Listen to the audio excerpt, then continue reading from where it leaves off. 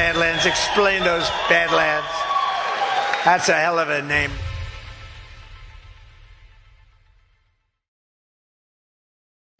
Well, good evening, everybody, and welcome to the Liberty Den. Joined tonight by Ash, Ghost, and J-Trit. I think Zach's coming. How you guys doing? I think we have to do that because you guys are twins. Oh, yeah. Yeah. Looking good. Stepbrothers, bro. There we go. Glad you put it on, man. Sweaters, man. Good looking sweaters. I need to get one of those. Yeah, I've been wearing it every day, man. It's the 17 days of Christmas. I actually meant to order one on Cyber Monday, and then I didn't order it because I am ADD, and I regret not doing that. So I just need to go ahead and order it. You should. All the cool guys are wearing it, man. Ash, where's yours? I have my Badlands shirt on. Okay, at least get some credit. Is that a Badlands hat, Ghost? It's not, but I do have a Badlands hat from Rise Attire, which is a pretty awesome, badass hat. So you have one, but you're not wearing it. Yeah, I was actually looking for it, and I couldn't find it, and it's on the front seat of my car. I realized, so. No, it's all good, bro. I'm not holding it against you. Is my audio coming through okay? Do I sound Yeah, normal? you sound good. Sound like $1 million. Awesome. Cool. Well, this should be fun. I missed last week, and there's a lot of weird stuff going on. So Dude, there's so much weird stuff going on. There's like a lot of really fun stories happening right now, and stories that are just weird. Trumpomania, I mean, the whole thing, like both the political stuff, but also just the weird nonsense, which I think is a lot of fun. What's the weirdest story that you've got? Oh, well, I mean, John said I'm not allowed to talk about the Middle East, but he didn't say I couldn't talk about Africa. Niger just banned BBC and Niger. Niger. If you're the French pronunciation just banned BBC. So I thought that was pretty good. I just want to clarify something. I didn't say you couldn't talk about it. I challenged you not to talk about it because I want to see if you can do it. And you made it 5 minutes. Does the like G Money and Bitcoin? I haven't talked about it yet. Just to be clear. Does the Iranian mothership that's launching all these little UFOs, does that count as talking about the Middle East, or can we talk about That's a pretty fun psyop. That's a good question. That's a good question. The I was telling them before the show that my cousin's husband is a mayor of a town in New Jersey, right next to Bedminster, right next to Trump's golf course. And so he's like met with the FBI like 3 times in the past 2 weeks about this. And like all the mayors in New Jersey have like filed all this stuff to demand answers from the government. I saw a video of somebody like, I think it was doctored, but shooting their guns at the UAE. I feel like we should start a GoFundMe and give the reward money to the first person to shoot down one of these things. That guy, there's already a guy that got arrested. Yeah. Wait, really? To be fair, his home looked like it was in like a very tight suburb in Florida where the houses are like a foot apart. And it was a Walmart drone, like a Walmart or Amazon was doing a delivery of an item. It was Walmart. And he shot that down. No, yeah. So it wasn't even one of the Galilean drones. Yeah, it was unrelated. So it was a Walmart drone, but it sounded like it was malfunctioning because it had something hanging out of it and it was stuck that way. And it was out. So this poor old guy probably thought the aliens were attacking. There's some like, he gets his 9mm and he shoots it. And he's like, how much trouble? He shot it down for 9mm with a pistol. Yeah. One shot too. You can't one shot?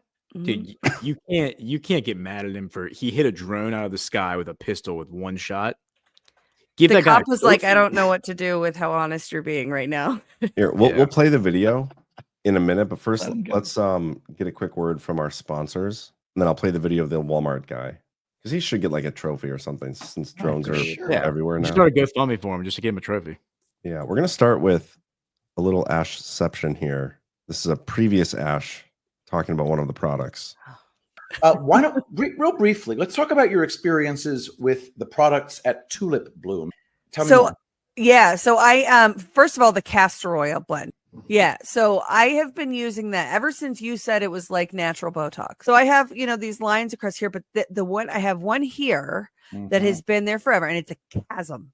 And I had castor serum here, and so I started using it. This, like, you know what plastic surgeons call the 11s. It's not this massive, deep chasm anymore, and the lines on the top of my forehead are, you know, much less noticeable. My skin is better than it's been in probably ever. And, the smell of the products are great. They're absolutely gorgeous. One of the things that I love about Tulip. Oh, what just happened? One of the things that I love about them is that they're ready to be gift wrapped. They come pretty much gift wrapped and ready to. They're absolutely gorgeous. I really do love the Tulip Blooms products. It's all I use. tulipblooms.shop. Thank you for finishing up. I accidentally hit the enter button and ended the ad, but we do have one more. This one I'm going to read. So hold for processing while I get this up. And this is a new sponsor. So very excited. After years of the media, institutions, and government working hard to keep the words Merry Christmas out of our mouths, they succeeded in dampening the spirit, presence, and image of Christ out of Christmas and in turn our country. Our story at Rise and Rejoice is simple. We were tired of seeing Christ kicked out of Christmas. When you proudly display the kneeling St. Nicholas inflatable outside your home, church, or business, you make a strong statement to all who pass for God and country. This is not another senseless inflatable, but a 3D design or 3D sign that turns heads and moves hearts. At 6 feet tall, the kneeling St. Nicholas self-inflates with a built-in blower with LED lighting throughout. With only a few left in stock, the kneeling St. Nicholas inflatable is specially priced for Badlanders while supplies last. Go to riserejoice.com today and use promo code Badlands for 17% off the current sale price plus free shipping. Take a stand with faith-filled patriots who know to stand and fight with Christ and will always be one nation under God, indivisible, with liberty and justice for all. That is riserejoice.com, promo code Badlands for 17% off.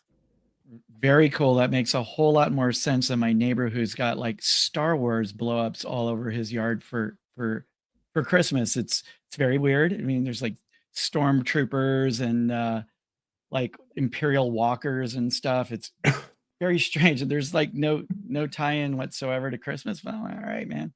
Isn't like one of the episodes filmed at like the North Pole during winter or something? Well, yeah, there's yeah, I guess there is the Empire Strikes Back, which is on the ice planet of Hoth. So I'm sure that's I don't know if that's really the North Pole though. It's like another planet, so I'm not sure where the guy's going with this, but maybe I'll get him one of those kneeling Saint Nick's. I like that. But do y'all get snow in Southern California? No, we don't. Not here. Okay, I didn't think so.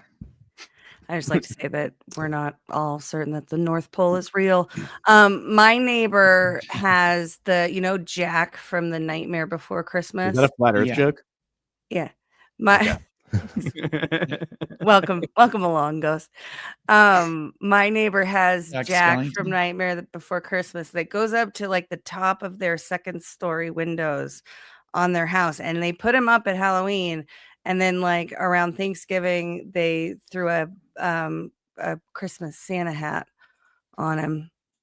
Well, that makes a little more sense than if there is a tie-in. Star Wars, right? Yeah, I mean, it is called A Nightmare Before Christmas, so anyways. Yeah. Okay, I'm gonna play this video, guys. Huge. Okay. That's what she said. Oh, I love this guy. At some point today, did a drone fly over your house and you shoot at it? I'm gonna be real blunt with you and ask. Yeah. You did? Yeah. Okay, why'd you shoot at it? Because I thought it was somebody and turned around playing games on my house. I got you. Where did you see the drone at? Right above me. What, do you walk out and just kind of show me?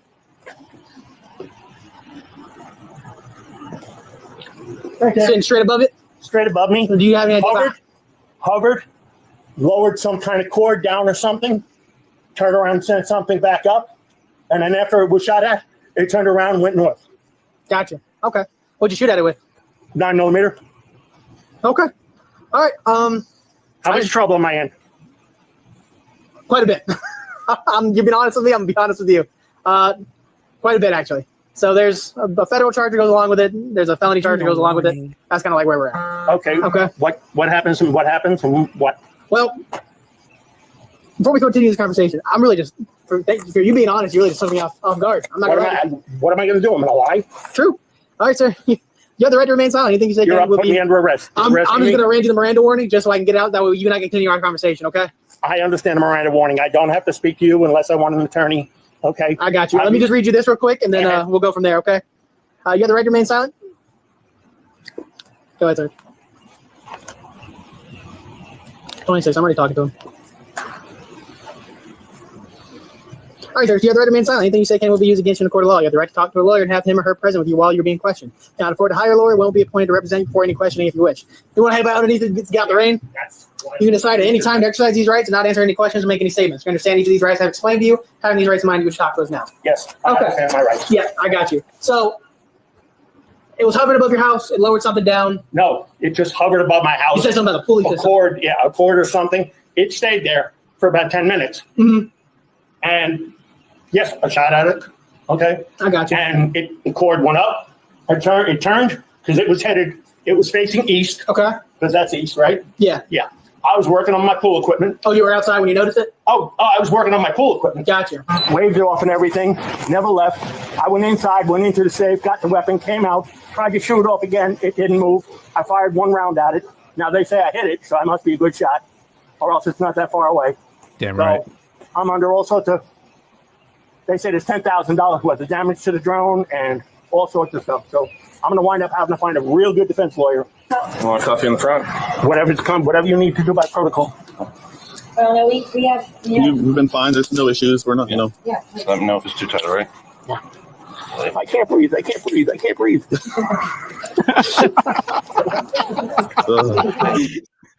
Oh God, I love that guy. Dude, So- salt Yeah. of the earth right there. Yeah. If there's a defense attorney in that area, you need to go represent that guy pro bono. That was heartbreaking to watch, dude. Yeah. And by the way, this is gonna set the stage for, because I'm sure there's gonna be like an FAA thing where like you can't shoot an aircraft flying over your house. So what's gonna end up happening is that people who want to cause harm to others are gonna end up using drones to do that.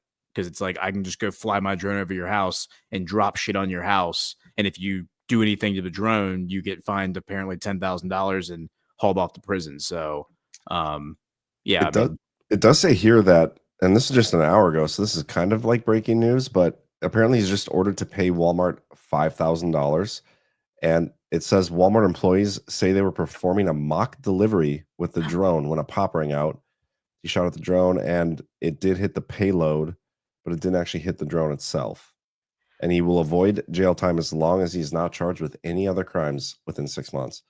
Why does he have to pay $5,000 for that if all he That's was the bullshit. payload? What item is worth $5,000 in If you're Walmart? Right. Yeah, and if you're just testing like delivery, wouldn't you just have like a cinder block or something? I mean, why would you have anything of value?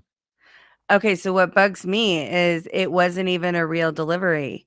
My thinking about this before was that there is some sort of consent in the neighborhood because someone was getting a delivery. It didn't sound like he was getting a delivery.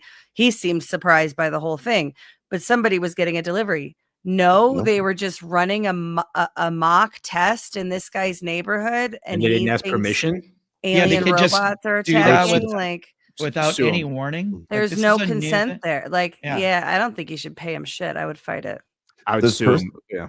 Does your like personal property, like your land, extend above your house? So like if That would be somebody a good has a argument drone to make. resting above your house and doesn't move it, do you have like why don't you have the right to shoot that out of there? Trespassing, right? Well, That would- so That's a really good question.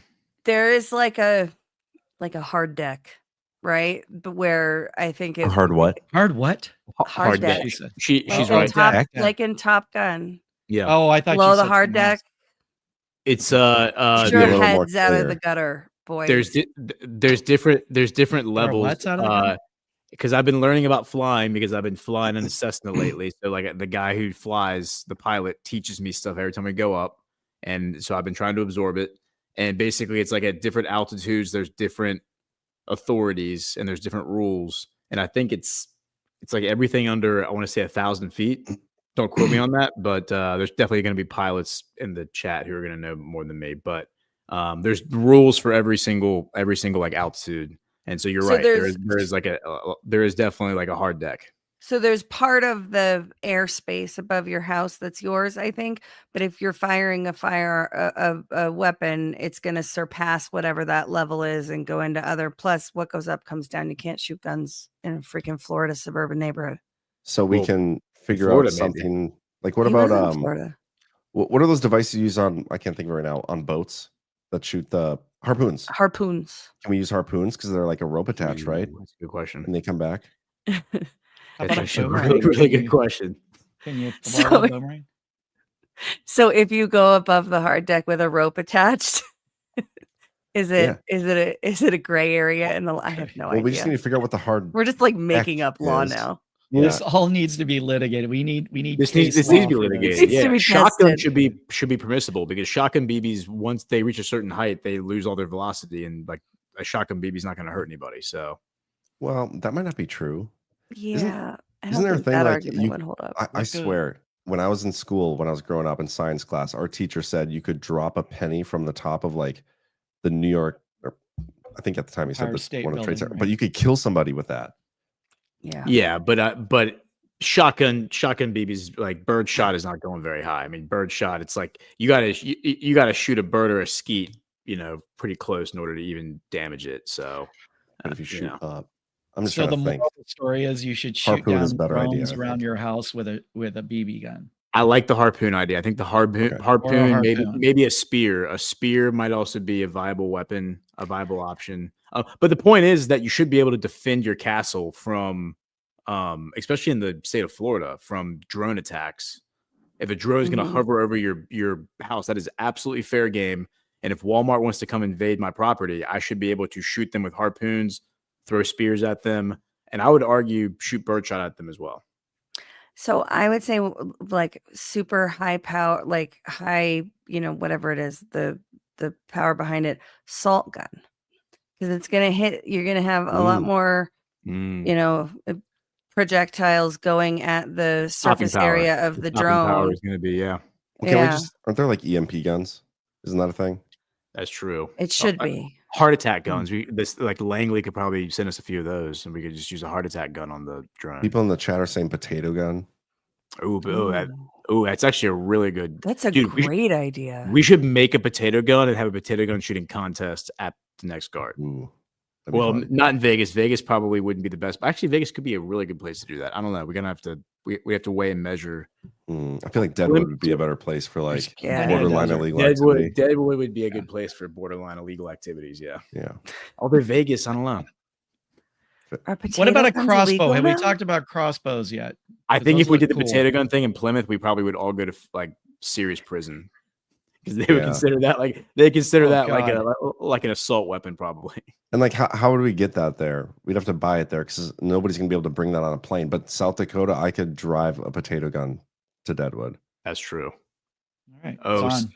Dude, Snapcake says potato trebuchet. Oh, dude. A trebuchet. We need some engineers to come to Deadwood and build a trebuchet, build a potato gun, just MacGyver all this stuff, and maybe we can fly drones and test the theory about harpoon, trebuchet, potato gun. Like, what's the most effective way to take out a Walmart drone? I think I'm stuck on harpoon. Like, I just keep coming back to that. So Jessica in the chat, we need to find a harpoon sponsor ASAP, and a portable EMP sponsor. Babbage 3 says this episode is now court evidence, and I would not refute that. But I also disavow. The meeting of the minds. Well, since we're talking about the drones and stuff, this psyop is so weird. I don't even know where to begin with this. Like, who's actually doing it? Nobody claims to know where these drones are coming from and why our government isn't doing anything about it. And Trump even posted about it. I'll find that truth. Do we know the timeline? Like when the first drone was spotted? Does anybody have that info? My cousin, I spoke to my cousin the other night, and she said that November. It was like middle of November. They've been there for a while. It's been like a month. Wow. Yeah. So she says it's every single night, and she said they're flying all over Bedminster, like all around, like they're almost like circling Bedminster all over the place. So I'm pretty sure Cliff High sent me a message like 6 months ago, and he was like, "End of this year, there's going to be a lot of UFO talk or something." Yeah, and I feel like I did see that on one of his Elon in September, right? Elon posted in August, I think it was. He said that he said there was going to be a drone swarm attack, or he said there was going to be a drone swarm war. Like he said that like they were going to like. He made it sound like it was imminent, that there was going to be like a drone swarm war where drones were going to swarm one another. And that was there's that whole thing in China, right, with the big drone swarm that they were testing. Yeah, they do that for their celebrations. They like to use their drone swarms for the Yeah. But I will reiterate what I said last week on Liberty Dem, which was nothing's changed. We are still going to hunt down every single traitor, pursue them to the ends of the earth, drag them out kicking and screaming to the halls of justice, and persecute them with using law and order. This doesn't change anything. And if these are aliens, they pick the wrong time to come say hello, and they can go shut the hell up and sit in the corner and don't make a peep until we're done with the traitors. When we're done with the traitors, then we'll come say hello if we're in the mood. But until then, traitors are working with the alien demons. Well, then the alien demons, you know what? Then they're going to get it too. They're going to get it too. I feel like I need to say that Badlands does not advocate for violence in any way. If you may have gotten that from Ghost's little speech there. Well, I did say law and order. I did say law and order. There are different factions of aliens. They have their own alien deep state, and those are the reptilians. But there's the Nordics and the other breeds of alien that are supposedly working with the good guys. So drone wars, all good. Yeah, epic drone. So June 23rd, Future Wars or Drone Wars. Then September 29th, Drone War Swarm battles are coming that will boggle the mind, and epic drone wars coming. Can you click on what he's responding to? Yeah. On this one, on the top one? Do the Future Wars or Drone Wars.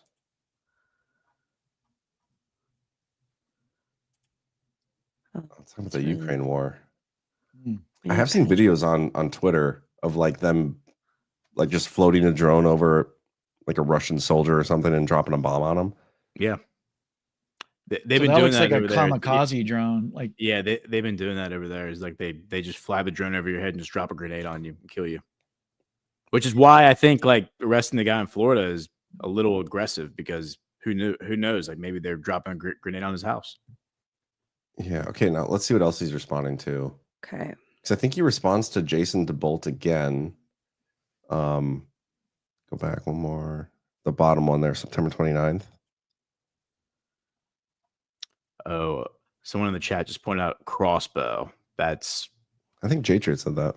Yeah. I did. Mainly because it looks cool. Can't sleep on a could crossbow. Be like Daryl from Walking Dead or something, It's just now imagine millions of military drones being deployed from a single container ship in precision surprise attack that would make the exploding Hezbollah pager look like nothing in comparison. And that's the music's a nice touch. Yeah. Whoa.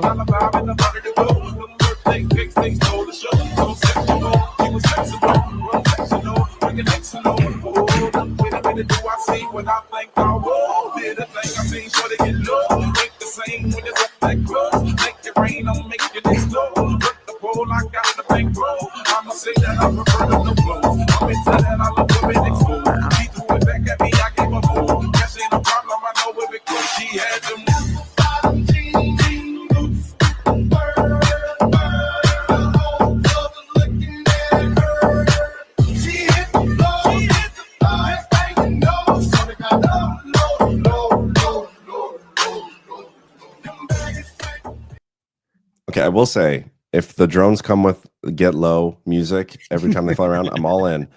And number two, my son for Christmas last week got this little flying drone ball. Have you guys seen those things? Mm-mm. It's like a little drone, a mini drone. It lasts 7 minutes and it takes 30 minutes to charge. But it's encased in this plastic, almost it's like a ball, almost like a wiffle ball of sorts. And it just it flies around, and you can kind of control how it flies. It's super fun. And it's just a ball, so it doesn't have propellers, yeah. It's all contained inside the ball. Yeah, let me find you a picture. That's actually money, because this would be a great Christmas gift for kids. Yeah, I might need to get that for. While you look up the drone ball, to the post itself, right? It's really cool to look at all those drones act, synchronized, putting on a show like that when they're all happy and doing, fun New Year's stuff. But what if they're all weaponized? Yeah, no, you're right. Probably less fun, unless They they're lo- musical as well. Wait, I don't think they'd have Get Low. Well, then I'm all out. The war is not going to be that fun. Okay, hold on. This is it. I want to see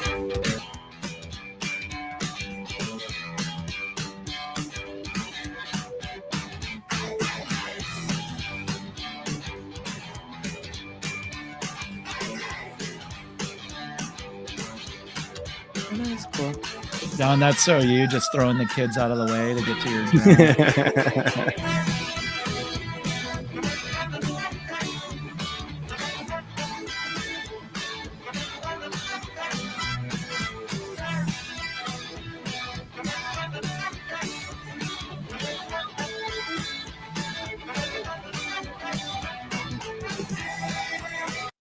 Yeah, but you guys get the idea.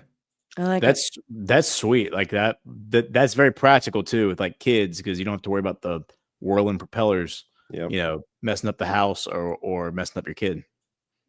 Yeah, they're super cool and a lot of fun. What's it called? If you just look up like ball drone Okay. online, you'll Yeah. find there's like a bunch of different brands. Oh, okay. But yeah, pretty awesome. Pretty sweet. That is sweet. Toy drones. That's the But- future.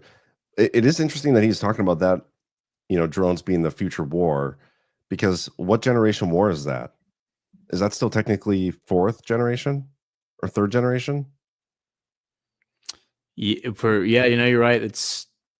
I guess it is third. It's technically third generation because it's kinetic, right? I mean, Yeah. once you do what Ash is talking about, though, like if you were to like use a live show and all of a sudden the drones turn on people during the middle of the live show, then I think that becomes fourth generation, because then it's like a soft target Well, it's still terrorist kinetic. terrorist attack. But yeah, I mean, it's a Maybe. gray area. It's a gray area. It definitely is. But I'm bringing the ball thing to guard. That we can take to guard Vegas. Okay, This is a present for you, isn't it? Maybe. that's a good idea. So fun. That's what I'm Self-present. saying. I can totally picture you just tossing the kids like, get out of my way. Get Okay, into well, my so- ball drone. Last weekend, so it was my girlfriend's parents who gave it to my kids, and we were staying at their house because we went to the Bison game, and the kids went to bed, and we like took the drone thing and we played with it for like 3 hours, like while we were drinking. Like you can make some fun drinking games out of playing with this little drone. It's so fun. My kid hasn't even played with it from Well, probably they more than showed 20 it at minutes. that commercial with the cups the stacked up, and you're playing like bowling with the ball. You could make a drinking game out of that Oh, for yeah. sure. No, it's a Man. lot of fun. Down for that. Awesome. Yeah, and just to be clear, Ghost, I wasn't saying that like the show. What if the show is weaponized? Although that would be a cool movie. No, I Or understood. a cool scene in a movie. I understand what you're saying, yeah. But like just seeing that that amount of drones, it's a lot of individual pieces of equipment.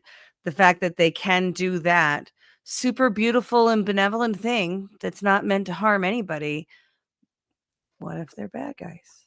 Yeah, well, and that's what I was thinking when I was watching it. I mean, like, forget before you even attach munitions to them or explosives. Like, if they just fly into you, imagine like a swarm of drones just flying into your car, flying into you. I mean, they could really cause some damage. And then you talk about And you're not even allowed to shoot them because and of then the you mount stupid weapons city on them, laws. and then you think about like a corporation owning thousands of these things and being able to do what we just saw at that show. I mean, that's kind of how the technocracy gets introduced, right? Oh, technocracy was introduced a long time ago in the name of like convenience and coolness, and everybody just consented without realizing what they were doing. Whoa, what are we looking at here? A drone gun? Drone guns. Somebody in the chat sent this. I don't remember who, but This will shoot down a drone? that's what it says. Look at Okay, that. we need to brand one of these like a Badlands drone gun, Yeah. right? And then They don't have them like they don't have like a price on here. You have to have if you have to ask John, you can't afford it. Yeah, right. What's a Z job?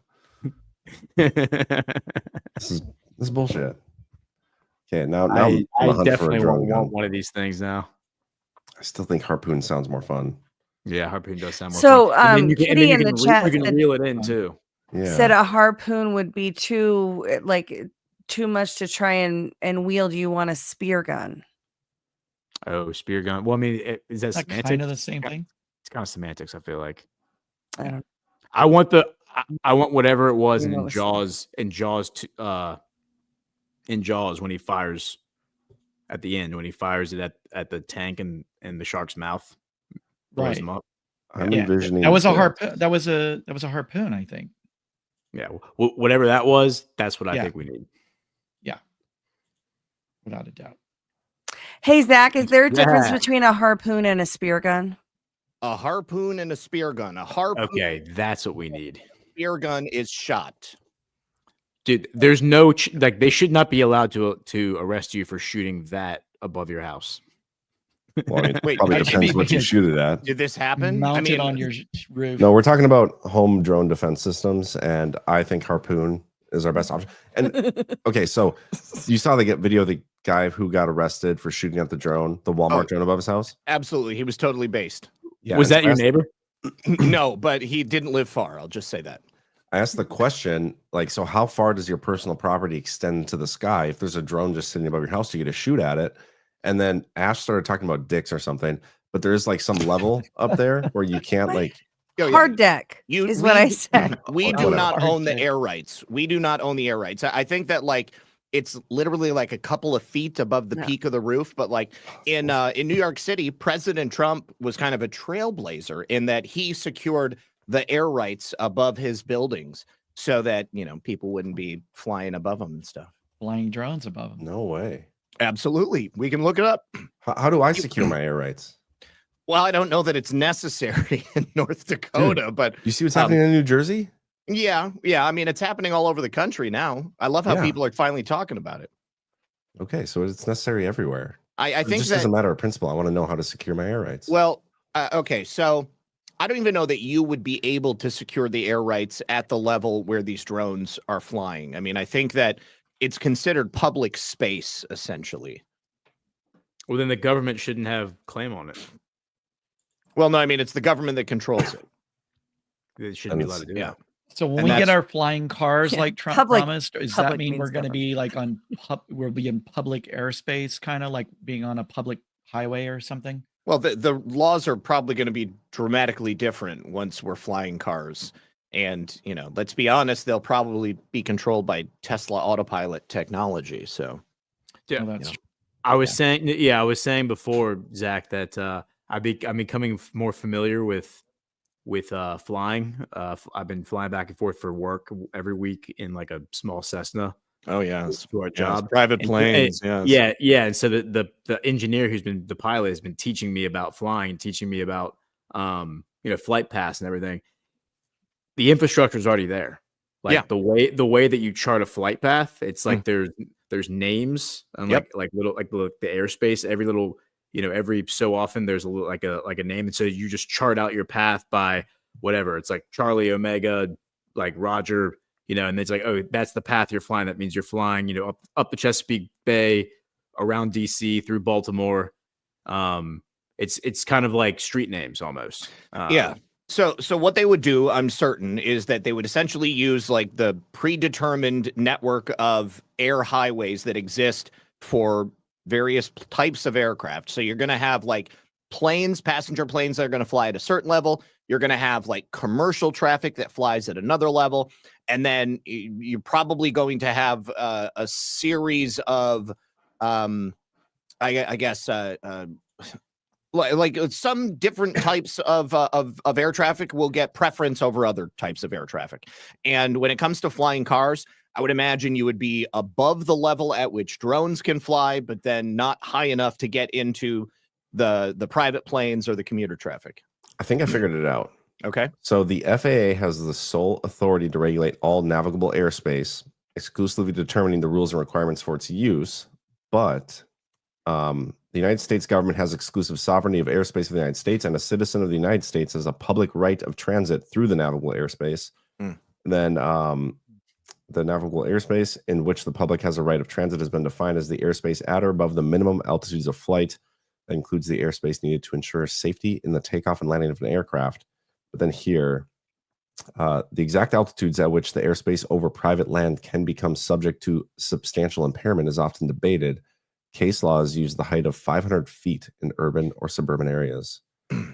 So basically, that guy down in Florida should fight the case. Yes. Oh, hell yeah. Sue them. Yeah. Sue them. Nice.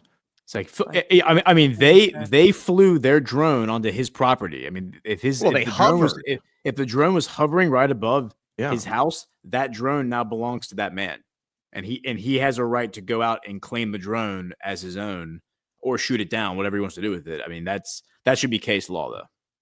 So if you want that to be the law, you've got to fight that right now, because the drone stuff is not going away, and they are going to redefine those laws to be what they want them to be. I don't. Yeah, I think it'll be a matter of weeks before there's a sweeping drone legislation brought before the new Congress. Yeah, it's already drafted. Yeah, certainly. It's already drafted, and it's the drone, and it's the drone Patriot Act and HAVA all over again. Yeah, Sorry, and it's the drone industry that has it drafted. Yeah. So it's written by DJI then, the Chinese. Get the fingers in everything. Well, probably. Yeah, I don't know that there is like an American equivalent drone manufacturer. I think that like literally like anything that you might think of as a drone, it's probably Chinese. I'm gonna look. Yeah, fact check me. Who makes the ball drone, John? I don't know, probably China. John, I can't help but notice that you're wearing a rather smart looking Christmas sweater. So is J-Trip. Oh, yes, you both are. Look at that. Where's yours, Zach? I was never given one. Oh, damn it. Yes. And it wasn't I available. wasn't savvy enough to steal John's. Yeah. Hey, so funny story since Zach is here and I'm looking at his shirt. So last weekend I hosted a Badlands, SoCal Badlander meetup in Palm Desert at my parents' house. Nice. And they bought the house in the 80s, and it has a very synthwave feel to it because my parents decorated it and then never touched it again. So everything is sort of pinks and mauves and greens and so when the guests arrived, I said it's kind of like a Zach Payne shirt come to life. I love it. And everybody kind of enjoyed it, actually. They said, I wouldn't change a thing in here. I said, yeah, no, my dad tried to get him to remodel like 10 years ago. And he's like, nope, it'll be back in style. And this house is going to look damn cool. How was that meetup, by the way? And the meetup was fantastic. I went out on Friday afternoon to get the house set up, and I ended up with food poisoning that night. What? Was throwing up all night, didn't sleep. And I'm like, holy crap, I got like 25 people coming here tomorrow. This is this is not good. So I felt okay by morning, but it was a great time. We had Rosalinda and Brian made like just like enough food to pretty much feed the deep state. I mean, it was nuts how much food we had and drinks, and had the whole house decorated with Trump stuff, which is very cheap to get now. You can get Trump signs for like pennies on the dollar now that the election's over. So we had the house all set up, and of course the big special guest was Alpha, because he lives out there. That's why we did it out there. I got volunteered to host because Alpha has never been to any of our meetups, and so we said, okay, we'll bring the meetup to you, since he lives like 10 minutes away from where my house is. So party was supposed to be from 1 to 4, and Alpha showed up at 4:05, and luckily everybody was having a great time. So everything was still happening. And he was also supposed to bring carne asada, which he did not bring. So unforgivable. That next time. Yeah. He acted very surprised, even though he vocalized that he was bringing carne asada multiple times. He said it's my fault for not reminding him, but that is your fault. He probably forgot to check the Telegram chat before he came. That's probably it. I think I should have sent him a message, but yeah, so it was good. Everybody stayed till about 11. I mean, it was supposed to end at 4, and everybody's having a great time. So yeah, it was all good. Even 8-Track made it out from Vegas. Yeah, how is that guy everywhere? Because there's like 17 clones of him. He's a Fed, man. That's Fed behavior. Yeah, it is kind of Feddy of him to make it all the way out. 4-hour drive from Vegas to Palm Desert, but I wasn't going to miss this for the world. But he was just in Florida, wasn't he? Like he was just in Florida. I know he's everywhere. I'm not sure. Maybe he's got a private plane or a jetpack. Maybe he got one of those jetpacks we were promised and never got. God, that's so cool. I loved the Rocketeer when I was a kid. I thought that was like the coolest thing you could do. I remember that movie. Yeah, I agree. I also was a fan of that movie and was expecting by the time I was that guy's age in the film, yeah, that we would all have jetpacks, and I feel like we've been robbed. You think that technology exists though?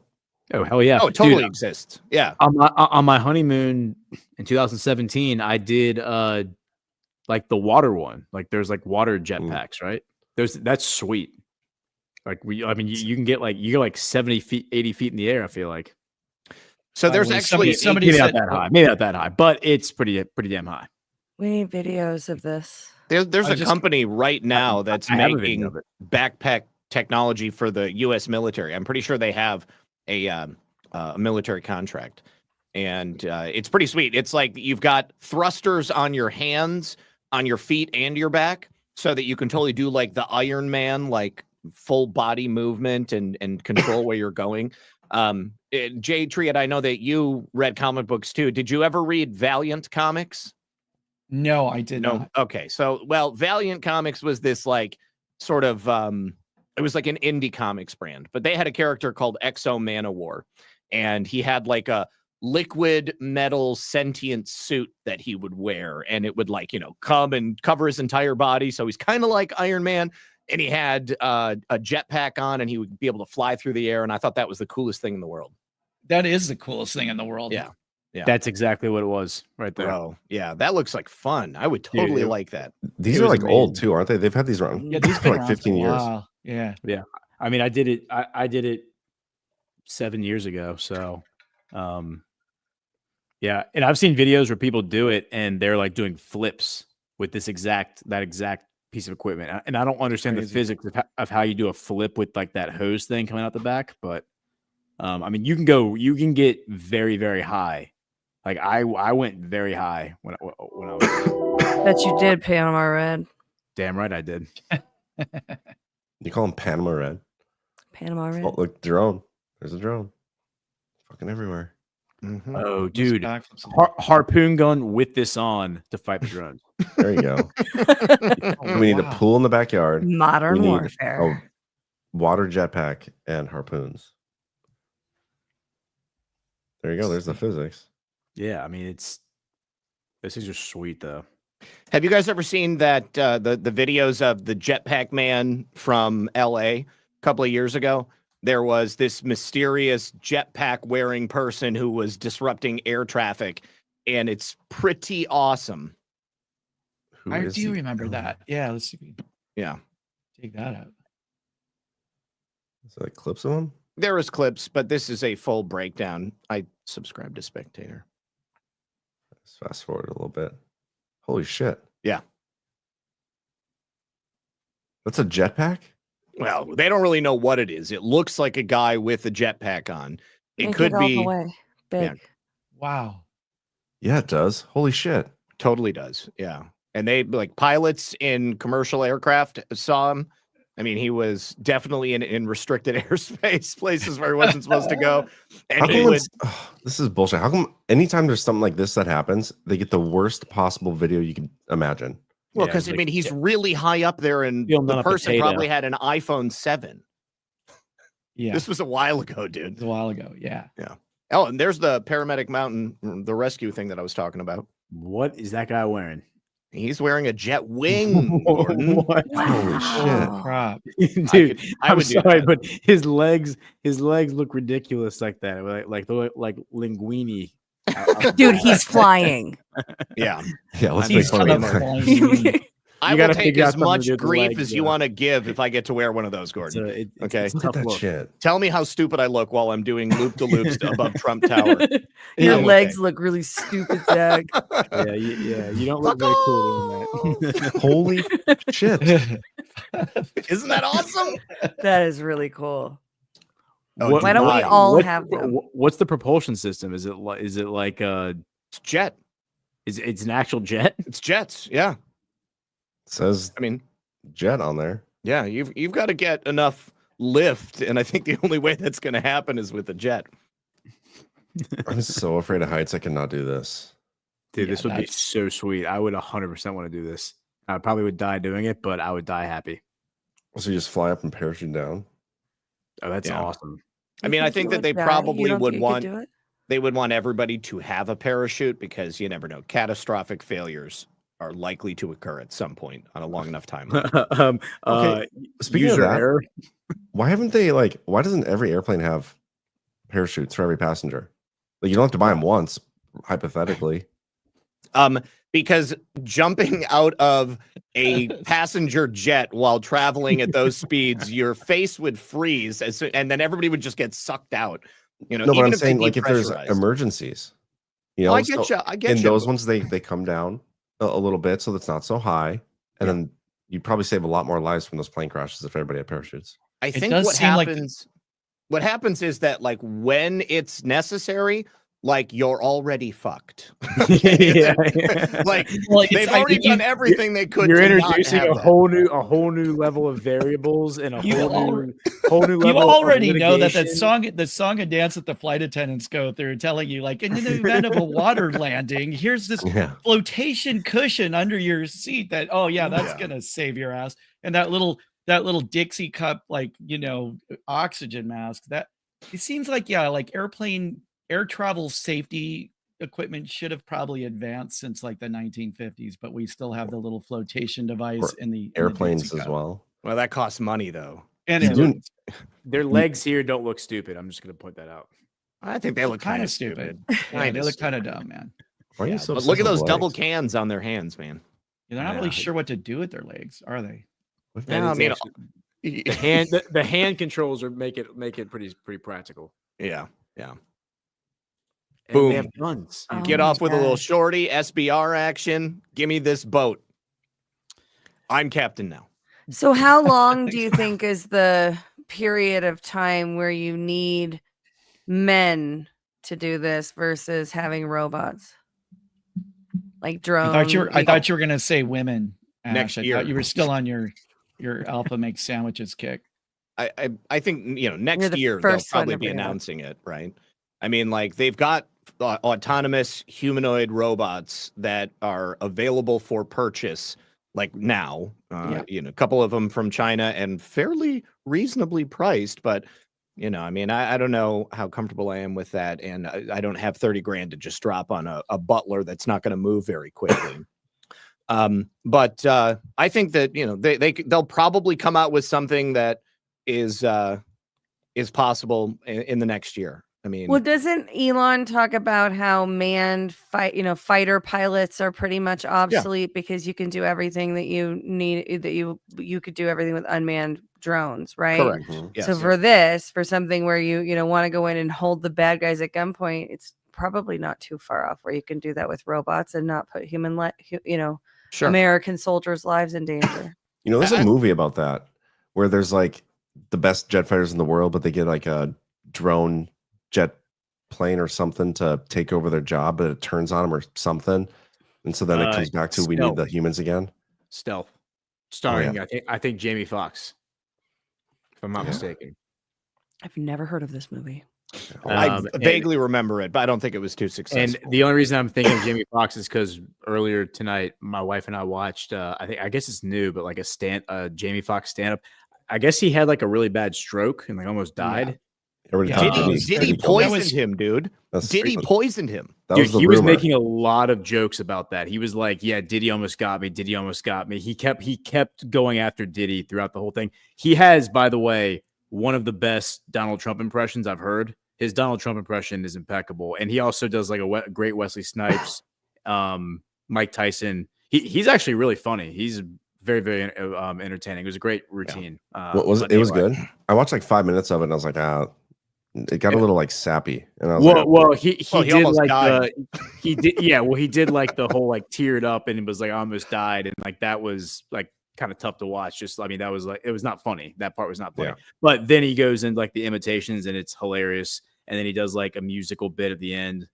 I mean, damn, the guy can sing. So Al Jolson or no. He like dude can like he was playing the piano and singing. And wow. Okay. Oh yeah. I'm gonna play this quick. By the way, one of my favorite movies is Django. Unchained. Yeah, have you seen that? Great movie. So great. Yeah.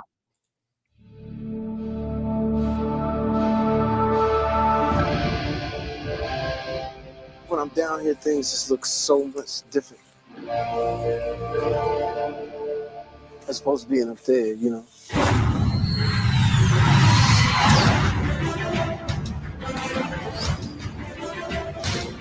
You are pilots of the U.S. Navy. I expect nothing less than perfection.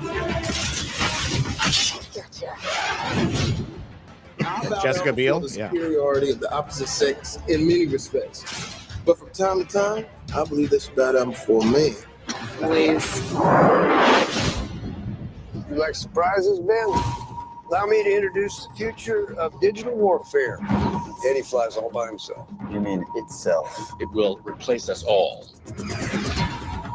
Oh, you think they're gonna trade us all in for that machine? We have things those computers can never have, like instincts, feelings, moral judgment. What am I supposed to tell all the weeping mothers? That we could have got the job done without sacrificing their sons and daughters, but we decided not to? We're putting all of our lives at unnecessary risk. You wanted to be on the cutting edge? This is it.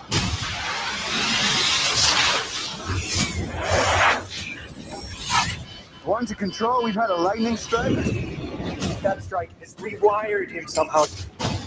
He's aware of himself. What the hell is he doing? It just selected a target. What target? This is a national security crisis. He could kill 50,000 people or more with that load.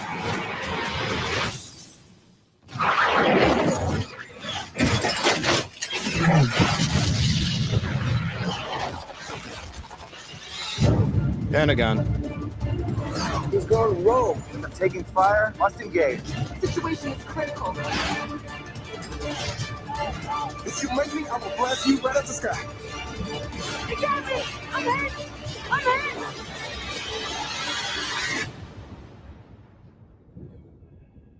I am sick and tired of this motherfucking AI on these motherfucking planes.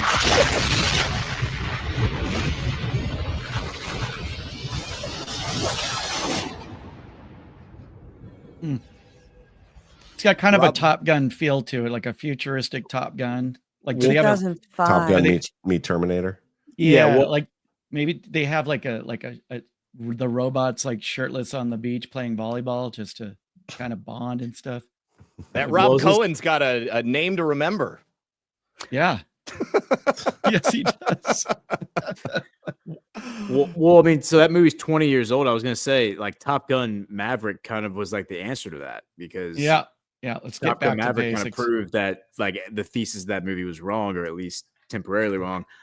There's a few things that happened in that trailer that I would like to point out. One, there's no way the military would make that decision to switch to AI based on the valuing the lives of the soldiers. That's bullshit. No, but they would certainly say it. Oh, for sure. Yeah. Number two, my favorite part was the lightning strike rewiring the AI to turn on everyone. That would be the false flag. They'd be like, "Oh no, this thing was struck by lightning and now it's killing everyone." It's like, oh, no, it was actually it just happened to mow down all the Trump supporters. Yeah. That's the false flag that's coming with the drones. Yeah, it's just AI, but it feels like a little bit of soft disclosure. Yeah, it sure does. 2005. Yeah, it's coming. Long time ago. Crazy. Well, the technology's probably already here. That's the other thing about those drones flying around New Jersey. I mean, it very well could be just existing military technology that they're needing to use right now, and try not to panic the people. So yeah, it does feel that way, because like the military is so quiet about it, and like denying any involvement in a lot of ways. It seems like it's them. And as Trump said, there's no way they don't know what it is. I feel like they obviously know what it is, because there's like two things happening here. They're allowing these things to remain in airspace and they're not reacting to them. And there's no chance in hell that they know it's not a threat, or that they don't know who it is. And they're allowing people to think that it's aliens, coming forward and saying, well, it's not another country and it's not us. So I don't know. Yes. What which could is how it be? Which is how they've covered up their, technological advancements forever. The alien story, the UFO story is a very convenient cover story, and let the public believe that, and and we can do whatever we're doing, whether nefarious or not. They're doing something with those. There's some levels to this though, potentially, because I don't fully believe that the Biden administration is fully read in on all the intel. Exactly. But if you think back to the spy balloon situation, they called in previous admin officials to basically get briefed. That's what I think they were doing. But impossible to know for sure. But what if they legitimately don't have any idea of what these are, but the military might because of, maybe devolution or whatever might be going on. Yep. Right. But then what's the purpose of it? Or well, maybe it's trying to stop something really bad, some bad false flag from happening. Yeah, I don't think that there's any coincidence that this kind of started over Bedminster. I mean, the first that I heard about it was that the FAA announced a grounding of drones over Bedminster. Okay, and they didn't say anything about these drones being in anywhere else outside of that. And then shortly after that, you've got reports coming in from these 3 counties. And now all of a sudden it's everywhere and it's going all throughout the United States. So, I think that there is a distinct possibility that this is like some white hat operation using unannounced technology to head off some sort of a false flag attack that could happen before the inauguration. Exactly. I've seen reports from people in the military who are like, this is obviously us. This is the kind of thing that we would use in an urban area to sniff out like a radiological, nuclear, biological, chemical. If we know that there's something out there, but we don't know where it is, they can be in the skies at all times. They can be watching and then immediately intervene if it becomes necessary. And I could totally believe that the Biden admin is not read in, and they know that they can't say what it is. They can't tell the country because everybody's going to freak out if it's because something is going to happen. Well, they don't want to give anybody advanced warning. They kind of just want everybody to deal with it when it happens. And if they do have some idea of what's going on, then they don't want to tell everybody that this is what we've got. I mean, it must be serious if they've got these things in the sky, or maybe they're about to fake disclosure in some really overt way. Like on January 20th, have like a fleet of aliens land in DC on the mall before Donald Trump puts his hand on the Bible and say, "You must not allow this man to take the office." Oh God, that would be literally tell them to get the fuck out because we have traitors that we have to deal with first, and they are not allowed to come say hello until that happens. Yeah, because that's what they want. The aliens, demons, they just want to say hello. So just going along that point of, I don't know that they're read in. Mayorkas specifically said that he doesn't have the authority. I put the link to that video in the Badlands Telegram chat earlier today if you wanted to pull it in. But he said that. And then John Kirby, the spokesperson for the National Security Council, said they don't have enough information about what the drones are and everything. They're just like playing dumb. Freaking National Security Council. They don't know. Yeah.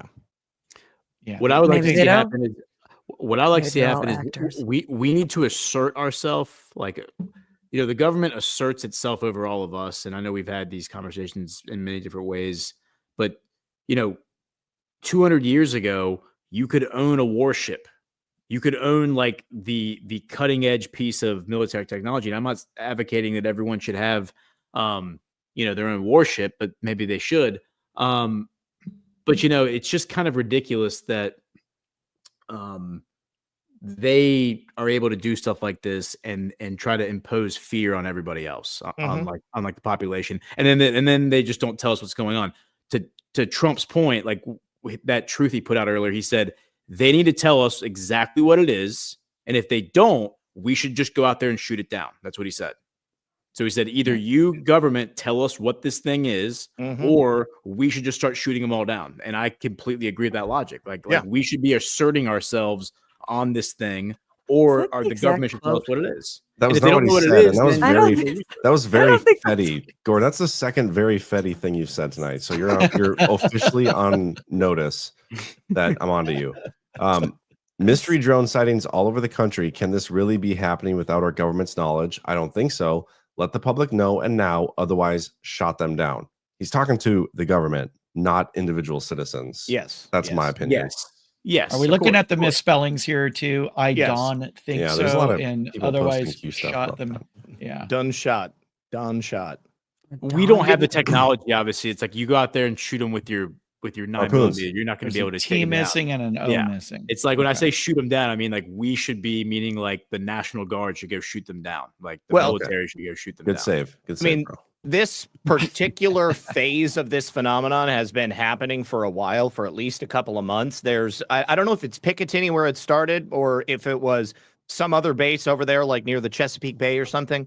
But there were reports several months ago of drones exactly like this that were kind of just hanging out over the military base. And at that time, they were like, hey, we're at a loss. We don't know what's going on. Now they're at Ramstein Air Base in Germany. They're at RAF Bentwaters or something, maybe in the UK. There's, all of these different military installations around the world are seeing these things pop up. That's almost one of the reasons why I think that this could likely just be a white hat op, because, if you're a bad guy and you've got some power within the military and you've got the ability to call a couple of fighter jets up to maybe take President Trump Force One out, or, to fake an Iranian drone strike on Bedminster, you want to go ahead and protect it and make sure that that's not going to be able to take place. I told Grok to create an image of me using a harpoon to shoot down a drone. Yes. And this is what it gave me. You look like Peter Thiel. Like, not there, but the next one. Like, make love to me, drone. I don't know. Everybody's like so hyped about the Grok thing, but every time I've tried it, it's not been a success. I had better luck with the old image generator before they changed it. Now it never gets it right. I'm impressed. I agree. The hands look pretty good there. Yeah, I saw a few images earlier with like 12 fingers on one hand. And that's 6. That was an exaggeration. You killed my father. What do you guys think of Trump ending daylight savings time? I'm so all in on that. Is it really? Yeah. Very big. You didn't see that? No, I have not seen this. No, this is news to me, but I'm excited about it. Oh my gosh. Let me show you. It's very based. Here it is. The Republicans will use its best efforts to eliminate daylight savings time, which has a small but strong constituency, but shouldn't. Daylight savings time is inconvenient and very costly to our nation. Wholeheartedly agree with this. Yep. Sailor. I mean, if it's a portent of what's to come, I'm absolutely in favor of it. Because it's like death by 1,000 cuts. All of these stupid little rules and regulations that dictate our lives on a daily basis. And, every time we lose an hour, I'm not happy about it. And I feel like it's a control thing, it's like we can control time, we can make you believe it's an hour later or an hour forward. It just rubs me the wrong way. I'm happy to see it go. Yeah. I mean, even if the reason for it, which they contend you get an extra hour of sunlight, so I mean, like if you're working on a farm, like you're just going to wake up when the sun comes up, right? Or like an hour or two before the sun comes up. Your body's going to be naturally in tune with it. Maybe that's what it is. Maybe it's about not allowing your body to sink naturally to the earth and to the processes that would otherwise be dictating our lives. They want us to be as removed from nature as possible. I don't know, man. Like in North Dakota, I'll wake up and it's dark out. And like when I used to go to work in an office, I would go to work in the office, and by the time I came out of the office, it was dark out again. Like I wouldn't see daylight at all for an entire day, working an 8 to 5 job. Yep. Yeah, that's just because it's winter and you're no, it's daylight savings time. It's definitely daylight savings time. Yep. Well, small but strong constituency is an interesting rhetoric there. Who is the small but strong constituency? Like who at this point is advocating for daylight savings time? Because you're just a huge asshole if you are. I don't know who at this point. I understand back then it was about farming or whatever, but now like who is actually still pushing for this stuff? I didn't realize there was a strong constituency. I didn't realize that there was so much passion behind this, but get rid of it. I think we should probably be asking who profits off of daylight savings time. Where is the money going? Yeah, because Trump did say it's costing us lots of money. So I do you wasn't profit sure off of changing the time. I don't know. But it's the question to ask. I mean, he said dropped money it in there. It's clearly important because he's saying it's costing this nation lots of money. So that's the question: is who's financially profiting from this? Look at who that strong constituency is and see how their bank accounts are tied to daylight savings time. Watch it. Nancy Pelosi's going to have like major shares in like alarm clock companies or something. That's probably where she is right now. She's she's in the hospital. She broke her freaking hip. She broke her hip. Yep. gosh, Couldn't have happened to a nicer gal. Yeah. Such a perfect narrative for an 800-year-old woman in the Congress, you know? Wait a second. You know what I just realized? We had both Mitch McConnell and Nancy Pelosi taking nasty spills this week. Yeah, they're both Pelosi's 84, both over 80 was what I was going to say, and McConnell's 82. So if anything, it's like, hey, why the hell do we not have term limits right now? Yeah. When you're a cockroach and you're scurrying and you're like pushing 90, that's what happens. You break a hip. I found an article about daylight savings time, and it says a 2009 study found a 5.7% increase in injuries at a mine during the week after the start of daylight savings time. Another study found that sleep-deprived judges exact more severe penalties during the daylight savings time adjustment period. In 1986, after the first added month to DST, the golf and barbecue industries claimed the extra month would be worth between $200 and $400 million. Maybe it's the golf industry. It's Rolex. That's who's behind it. Rolex. They sponsor the golf industry. Well, I guess it's a good thing Liv now owns the PGA. A lobbying group for gas stations and convenience stores said the industry has added an estimated $1 billion in annual sales since pushing to add the extra month in 1986. I don't know, man. Seems like a racket. So That's definitely a racket. Nancy Pelosi is probably never going to leave a wheelchair again, because at her advanced age, breaking that hip, I mean, that's a devastating injury. Think about Dianne Feinstein. As soon as she fell and she was in that wheelchair, she like withered away to nothing. And they were still wheeling her in and telling her that it was 1952 so she would vote and stuff. But I mean, she had no idea where she was or what was going on. I will say though, like 2 years ago, my mom fell and broke her hip and had hip replacement at 83 years old, 84. Yeah. And she's great. She's doing fine. Well, but your mother's a human woman though. And well, she's not a reptilian. That's she probably like takes care of herself. Nancy Pelosi is pickled. Okay. Yeah, I mean, Oh, that's the other thing too. Yeah. My mom doesn't drink like a handle of vodka every day. Mm-hmm. So John, you're muted, buddy. How long have I been muted for? Well, you haven't been speaking for at least the last minute. I heard you. Did you guys hear me read about? No, No. definitely did not. Well, what's the last thing I said? You were I reading don't know, an article man. about daylight savings. Yeah, it wasn't about Nancy Pelosi. Did I say something about Rolex? You guys heard that? Nope. Yes. We did hear the Rolex. You made the Rolex joke. So she legit broke her hip. That's crazy. Yeah. You know, the thing is, I see people saying osteoporosis, but I think this is probably more likely due to skeletal fluorosis. You guys saw her ice cream freezer. She's getting plenty of calcium. She's getting plenty of calcium, and she's definitely drinking as much fluoridated water as she possibly can.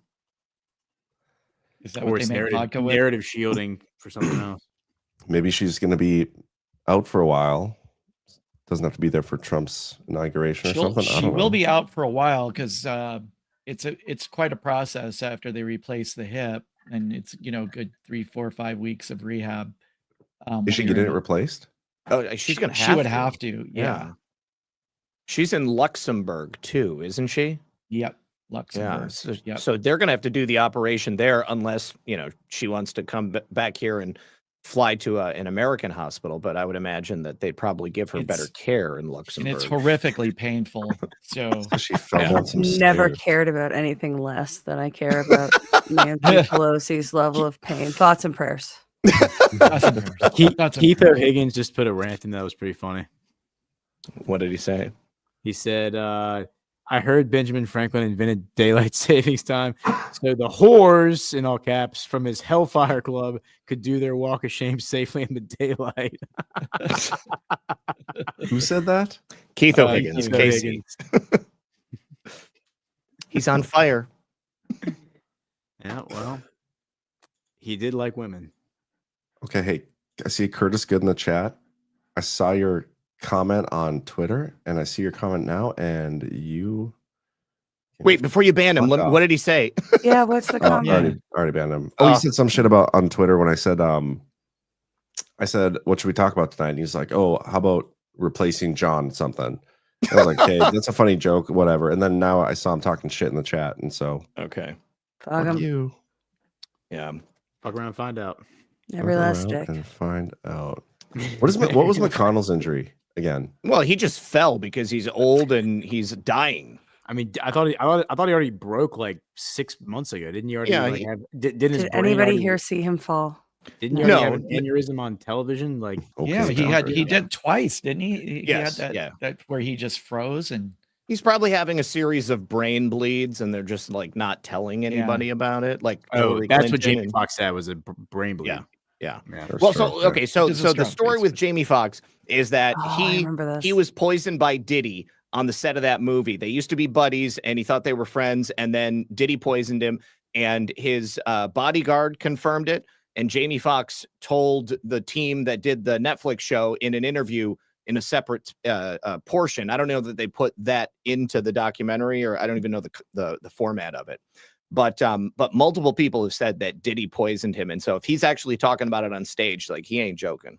Well, he addressed it and said that they didn't poison him. I thought,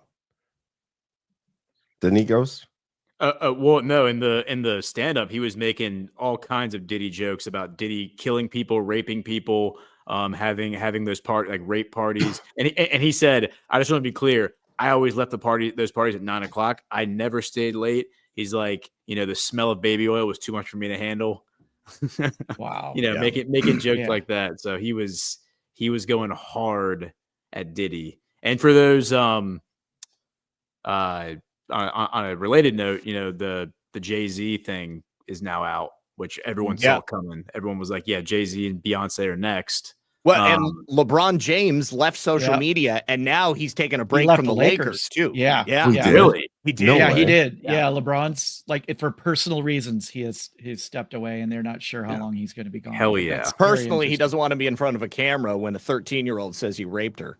That's insane. Okay, check this out. This is from the special. Fox took multiple shots at his old friend P. Diddy during his new Netflix stand-up special, What Happened Was. The internet said that Puffy tried to kill me. That's what the internet was saying. I know what you're thinking. Did he?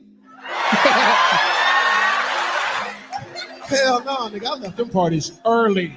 I was out by 9 because something don't look right. So he said, nah, I left those parties early. Like, to me, that was him. But I'm going to keep playing it anyway. Yeah, keep playing it. It's slippery in here. Many people were excited to hear what Jamie Foxx would reveal about the Diddy saga on stage, but some are equally skeptical as to why he would not call out Diddy earlier. Jamie Foxx. Well, because Diddy had the ability to kill him or rape him or something, Is there any evidence of that though, Zach? What, that Diddy raped and killed people? No, that tried to kill Jamie Foxx. Well, I mean, only the firsthand witness testimony of Jamie Foxx and his bodyguard. I mean, his bodyguard also said that Jamie Foxx went to the FBI after he woke up. Like, he wasn't saying anything because he was afraid of Diddy. This is his bodyguard talking. I need to see the sauce on that. Okay, well, I'll find it. Okay. Hey, let me play this real quick. This is relevant. Share screen. Oops. Okay. This is November 19th, 2016 in Sacramento, California. This is Kanye West 2 weeks after Trump won the election. And it's 2016, right? This is 2016. This is when he goes on the rant and he talks about supporting Trump. He's like, I didn't vote, but if I had, I would have voted for Trump. It's a new world Hillary. It's a new world Barack. It's a new world Jay-Z. Listen to what he says about Jay-Z right here. And then this is 3 songs into the concert, and then he goes on a 40-minute rant, and then he just ends the concert, walks off, and then Harvey Pasternak throws him in a mental institution for a week, and then, in my opinion, Donald Trump saves him, and he brings him to Trump Tower. But listen to what he says here. To give y'all the truth, Jay-Z called me, bro. You still ain't called me. Jay-Z called me. Hey, bro, Jay-Z, I know you got killers. Please don't send them out my head. Just call me. Talk to me like a man. It's a new world, Hillary Clinton. It's a new world. Feelings matter. Because guess what? Everybody in middle America felt a way, and they showed you how they felt. Feelings matter, bruh. It's a new world. It's a new world, Barack. It's a new world, Jay-Z. And he goes on to talk about like how Google censors everything and everything's fake and everything, like everything that you think you know is fake.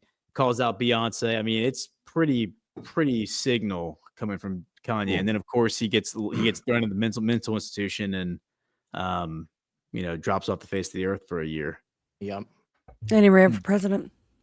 I remember when that came out.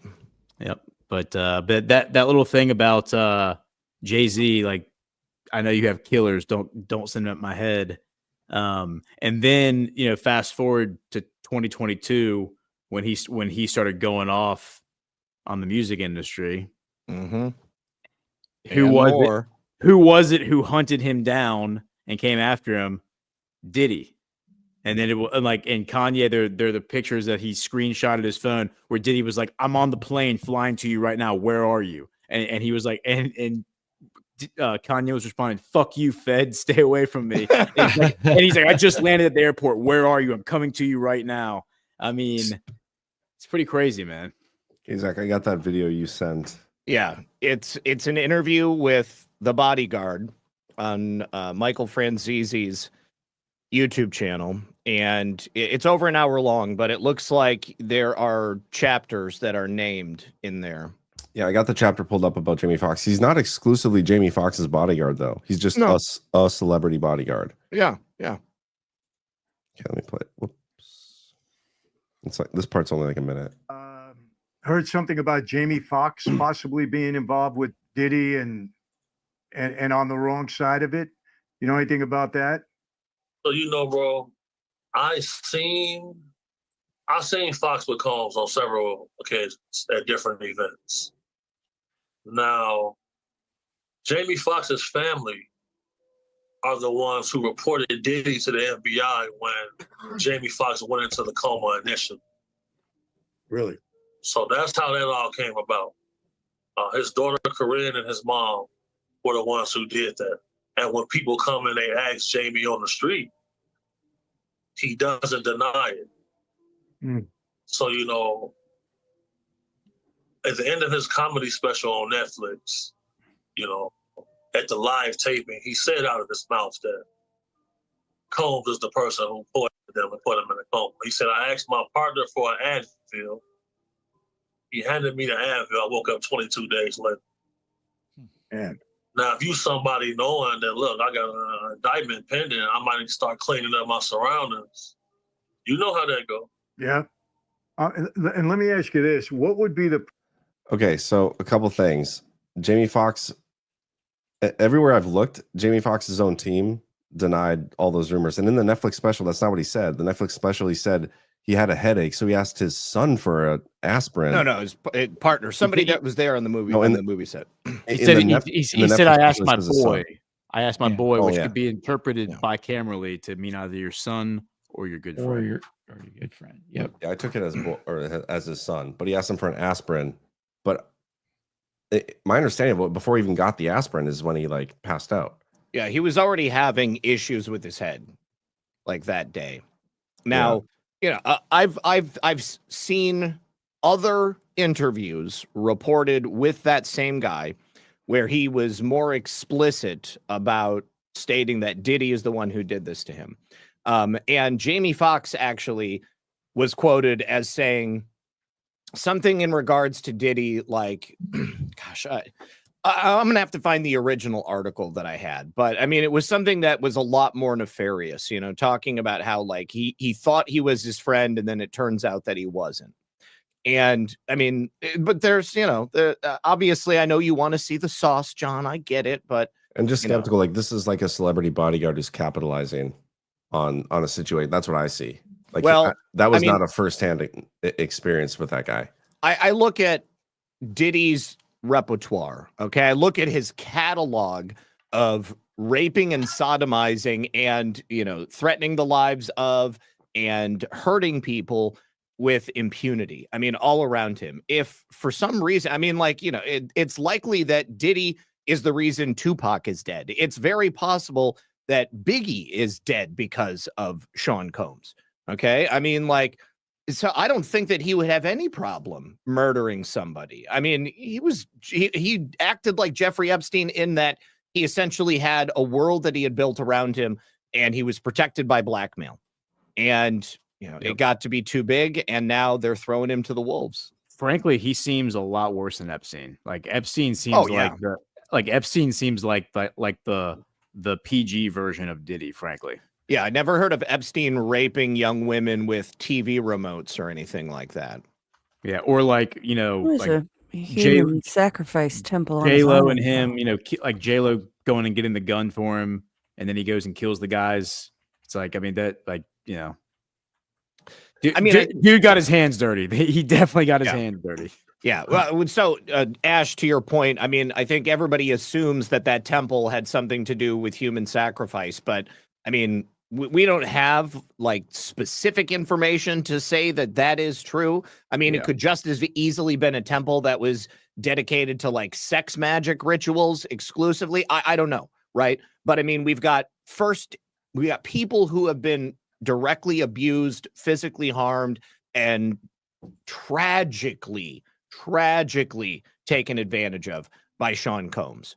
I mean, I have no doubt that there are plenty of little girls who disappeared around Jeffrey Epstein. But that information has not filtered out in the same way. I don't think that really there is much of a separation between the types of people who run child pedophile rings and the types of people who are also looking to rape and then murder a child. Those people are all going to hang out together. Take a look at the Belgian child abuse ring that took in people from across all levels of society and, politicians and ministers and celebrities.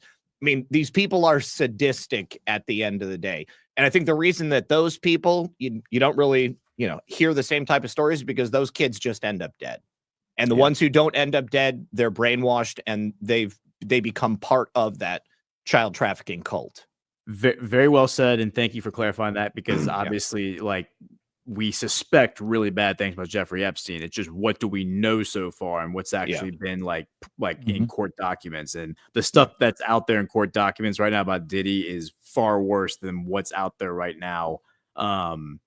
So far with Epstein. Share my screen real quick, John, and I'll just show this. That this is the Middle East. This is in Aleppo. So this is in Syria, which is obviously in the news. But you can see the relationship between this ancient temple and the Jeffrey Epstein structure on his island. So that's what a lot of people suspect, is that this is the inspiration for it. But and what is that exactly? Is that some kind of religious? It says this is the gate of the medieval citadel of Aleppo. So this is an ancient temple in Syria. An ancient temple. Okay. Yeah, where there's probably human sacrifice performed, I'm sure, a very long time ago. What's interesting is that this is almost like the mirror image of the Epstein temple. Rather than a dome on top, you have a relief or a carving of a dome. Yep. And then Epstein's temple, you have the same pattern and coloration, but an actual dome.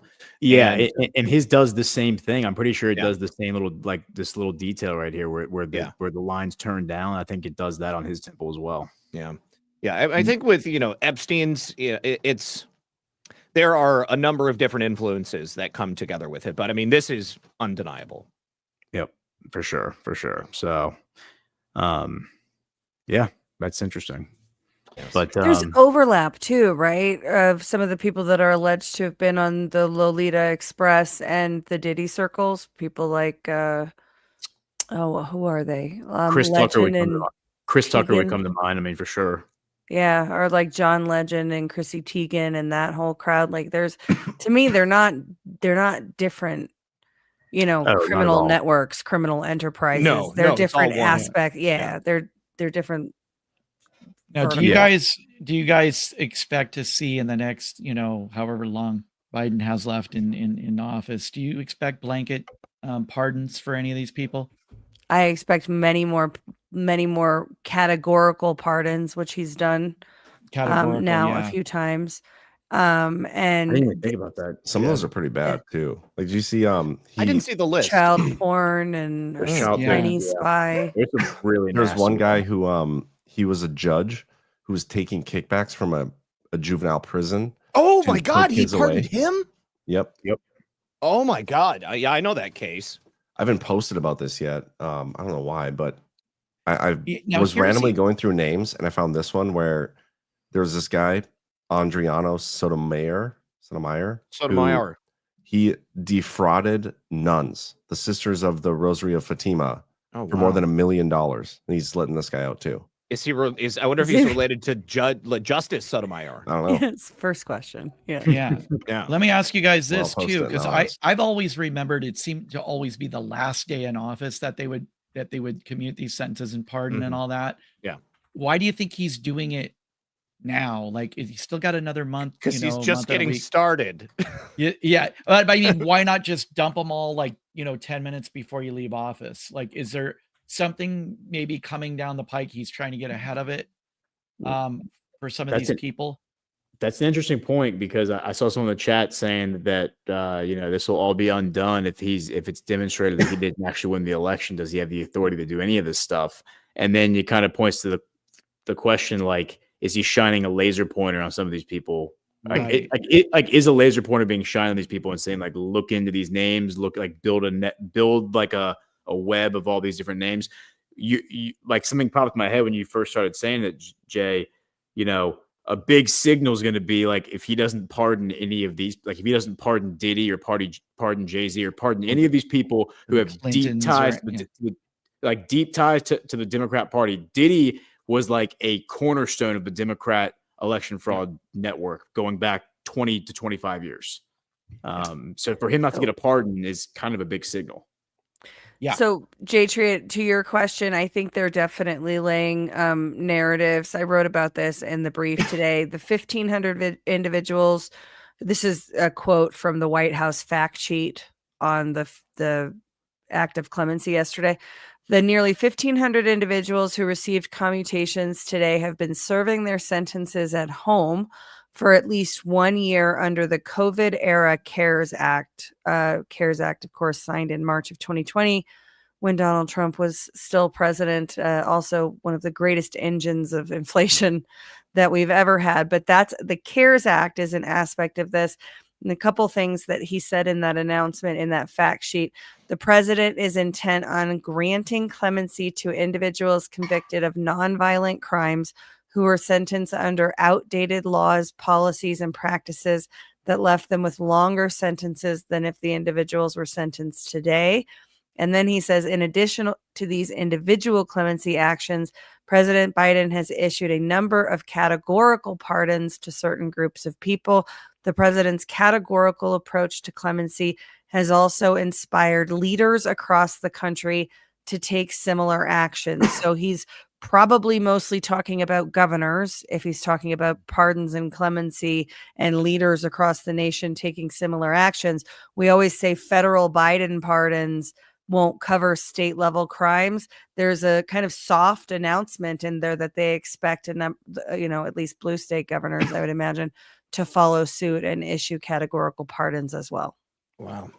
That's interesting. I wonder if that could be a source for people they could use to, like, commit tomfoolery around Trump's inauguration. Sure.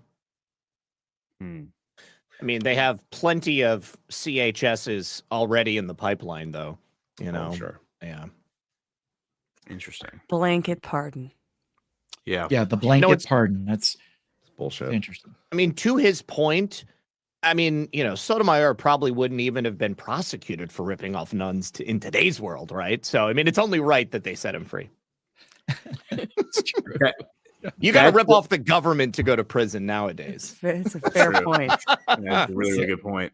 That's one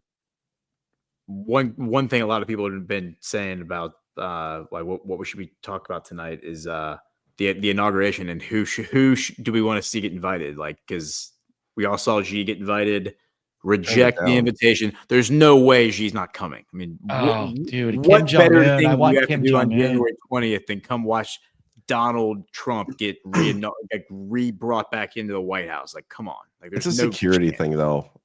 If I was the world leader, especially knowing, like, they allowed Trump to be shot at. Yeah. Would you risk coming until Trump is like back in the driver's seat? Well, if you're part of a sovereign alliance that's planning and executing all this stuff, you'd probably feel pretty good about it. I don't know. Yeah, that's a good point. But I mean, I don't know. I feel like it's also a little. It's like he's throwing. The media is already trying to make it like throwing shade at Trump that Xi's not coming, which we know that that's not the case. So, plus it's I feel like that's a conversation. Oh yeah. Well, I mean, the media is already saying that Xi is like snubbing Trump by not coming. Oh, I thought you meant that he's not that. Do we know that he's definitely not coming? Well, I mean, that's the narrative right now, but I feel like if he wasn't going to come, that conversation would have happened offline through back channels, and they would have figured that out before making it a public thing. Like, oh yeah, I'm not going to come because for whatever reason. Like, this is you're still not answering my question. Who made it a public thing? Was it Xi, or was it anonymous sources familiar with the president of China's thinking? I think it was an anonymous source. I think right now, I think it's just reporting. I haven't heard Xi come out and say it himself, but which is my point. My point is that he could still 100% still be coming. Exactly. And the media, since there's a pause where we're waiting to see if Xi's going to come, well, they'll just fill that void like they always do and just say, oh, Donald Trump is being humiliated, and so nothing's even happened yet. So I would expect to actually see Xi there if Donald Trump invited him. I'm sure they've already talked about it. I don't expect Donald Trump to come out and set himself up to be snubbed by Xi. Exactly. This wouldn't be the power move you'd expect from Trump. Yeah, I think it was an original story was by CBS, and it says multiple sources. Okay, here I'll share my screen. Multiple anonymous sources. President-elect Donald Trump has invited Chinese President Xi Jinping to attend his inauguration next month. Multiple sources told CBS News inauguration officials are making plans for additional foreign dignitaries to attend the swearing-in ceremony. And it's just sources, they don't name it. So but that doesn't say that he's not going. Where's the article that says Xi has snubbed Trump? Do we have that? Yeah, I saw something again. It was probably anonymously sourced, but yeah, it says. I mean, so the AP is saying Xi is likely to decline. This is coming from Diddy Tang. Likely. Or Didi Tang, Didi Tang. That's literally her name. I'm not making that up. Diddy Tang is saying that it's not real. I can't say that name enough. That Xi would likely not be attending. Trying to see if based there's like on what, based upon her. It's her expert knowledge. That's all it is. Diddy Tang can't imagine that Xi would actually go to the inauguration. Therefore, that's the story. They made up the story of him coming. And then they probably made up the story of him not coming. Okay. Share my screen. This is hilarious. First of all, I have to laugh at this Diddy Tang. Diddy Tang. I love it. That person doesn't exist. That's it. That is an AI created. that's an AI created journalist. This is an AI created article. That motherfucker is not real. Listen to this. This is a very short article. Listen to this. Chinese leader Xi Jinping would likely see President-elect Donald Trump's invitation to attend his inauguration as too risky to accept, and the gesture from Trump may have little bearing on the increasingly competitive ties between the two nations as the White House changes hands, experts say. Trump's incoming press secretary, Caroline Leavitt, confirmed on Thursday that Trump extended an invitation to the January 20th ceremony. The Chinese embassy in Washington said it had no information to provide, but experts don't see Xi coming to Washington next month. And you know how much those experts know, because they're always right. Bunch of retards. The same experts who predicted Kamala Harris's win. Right. Exactly. By 3 points in Iowa. You gotta go outside or something? I got to take the dogs out. I'll be right back. Yeah. Good luck. That's hilarious. And wow. I'm trying to see. 'Cause Diddy, I diddy, could have swore I tang, saw a tang. different source for that. Oh, I'm sure there's something else. Yeah, I hope there is. I mean, the article actually does go on, but I mean, it's just people. It's a big circle jerk of look how smart I am. I've gotten everything wrong over the past 8 years, but I promise this time I got it right. But I just love how it's just experts say, like, they don't even specify what makes them an expert. You know, it's not even people close to Xi or They're not people- even pretending anymore, It's Jay. not exactly, Ash. They're just lazy as could be. Just yeah. I Somebody I said don't know. Tang is Fang Fang's sister, Pathfinder. Has a Chinese president ever attended an inauguration? It just feels like it's a made up story to get a made up rejection, which Well, would make it, in if my opinion, Trump's more pre- likely that if he would attend just to like be like an F you to the media. But That's what I think too. That's what I think is going to happen. But Caroline Leavitt's the one, Right. like Trump's spokesperson is the one who said that he's been invited. So the Trump campus said we did invite him. So the invitation is real. It's just there's no information other than just experts saying, well, there's no way he's going to come. And like I said, I don't know how would it be beneficial to Trump to announce that the invitation was extended unless he knew what Xi was planning on doing, you know? Yeah, I agree. Well, and at this point, because of what the media is saying, like there's no way Xi would ever come. Now Xi's got to come just to put his nuts on the table, and I think so. Otherwise, just but basically slap these people around a little bit. I don't know. Like I feel like Trump extending an olive branch or like an invitation, it shows his focus on Goodwill. foreign diplomacy. I don't think they give a shit about what the mainstream media says anymore. Like I don't think they're going to come just to like snub the mainstream media. Yeah. I mean, not just to snub them, but I mean, at the same time, these people do kind of control the world with their bullshit. And I feel like breaking that control is probably a big part of what we're watching right now. Yeah. We'll see. That could be interesting. If it's just the whole BRICS line. Sorry, I did say on Wednesday's Power Hour, they should just have like a BRICS meeting at the inauguration. Have all the Sovereign Alliance leaders up there doing the YMCA. I mean, dude, together. Kim Jong Un's be got to be sweet. there. There's just no way Kim Jong Un. By the way, did you guys see that picture of the YMCA on Guantanamo that was going around? Yeah, I talked about it yesterday. Yeah. Oh, did you? That's Did you? weird. Yeah. Zach, sorry, I didn't catch your So show. But okay, so let's talk about that. the great thing is that right around the time of World War I, when we were still controlling Cuba, basically, at Guantanamo Bay, there was a YMCA chapter. Okay, from like 1914 to 1918, and I think that's when there was revolution or whatever. But yes, so there was YMCA at Guantanamo Bay, and I think that every single time President Trump plays YMCA, he's also giving us a nod about Guantanamo Bay, Cuba. Oh, come on. I know it's a stretch. There's a but still, YMCA in it's fun. Bismarck. He's probably signaling. Well, yeah, Bismarck. but There's YMCA I don't everywhere. think that's the 1918? nod. I think that the YMCA is being played so that his enemies know they're going to get Mo. That's what I'm talking about. Yeah, But you that's what said we did. he's doing it for our benefit. I think it's. I Well, don't think it's an Oh, entertainment he's trolling factor. I the think enemies. it's a But crowd. no. but It's- we're the it's- ones that would pick up on that. Yes, it's an explicit message. Oh, I to think they them. know, Jay. I Yes. think they Oh, know yeah. exactly what's going on. They know exactly what's going on, but it's also, I think, like knowing that we'll dig that up. You know, It's a classic Trump troll. Yeah, it you know? is a classic Trump troll, and there's I can't always think of a better layers. reason to play the YMCA other than it's like kind of a fun song, but it just always seemed a little bit off to me because it seems like a gay song It's to a me. little gay, yeah. It's not and- though. It's not the guy who wrote YMCA just came out and he was like, "Listen, it's not a gay song. There was a gay dude in the band, but I did not write this Young song men, to be gay." there's no need to be down. I said, young It's men. just bros being dudes. 'Cause you're He in came a out and small said that. town, He said it's blue just guys town. being dudes. Yeah. I kind of think that's. I mean, I've heard that song a million times. Seems pretty. So damn it's gay. gay I in don't care the old meaning of the world of the word. It's gay, and it's gay like in the happy. same way that snapping towels at each other in the locker room is gay. It's like I don't know. gay- When I it's was a gay in that kid, way. like when that song first Jolly came and out, gay. I was a kid and we thought, man, that's a gay song.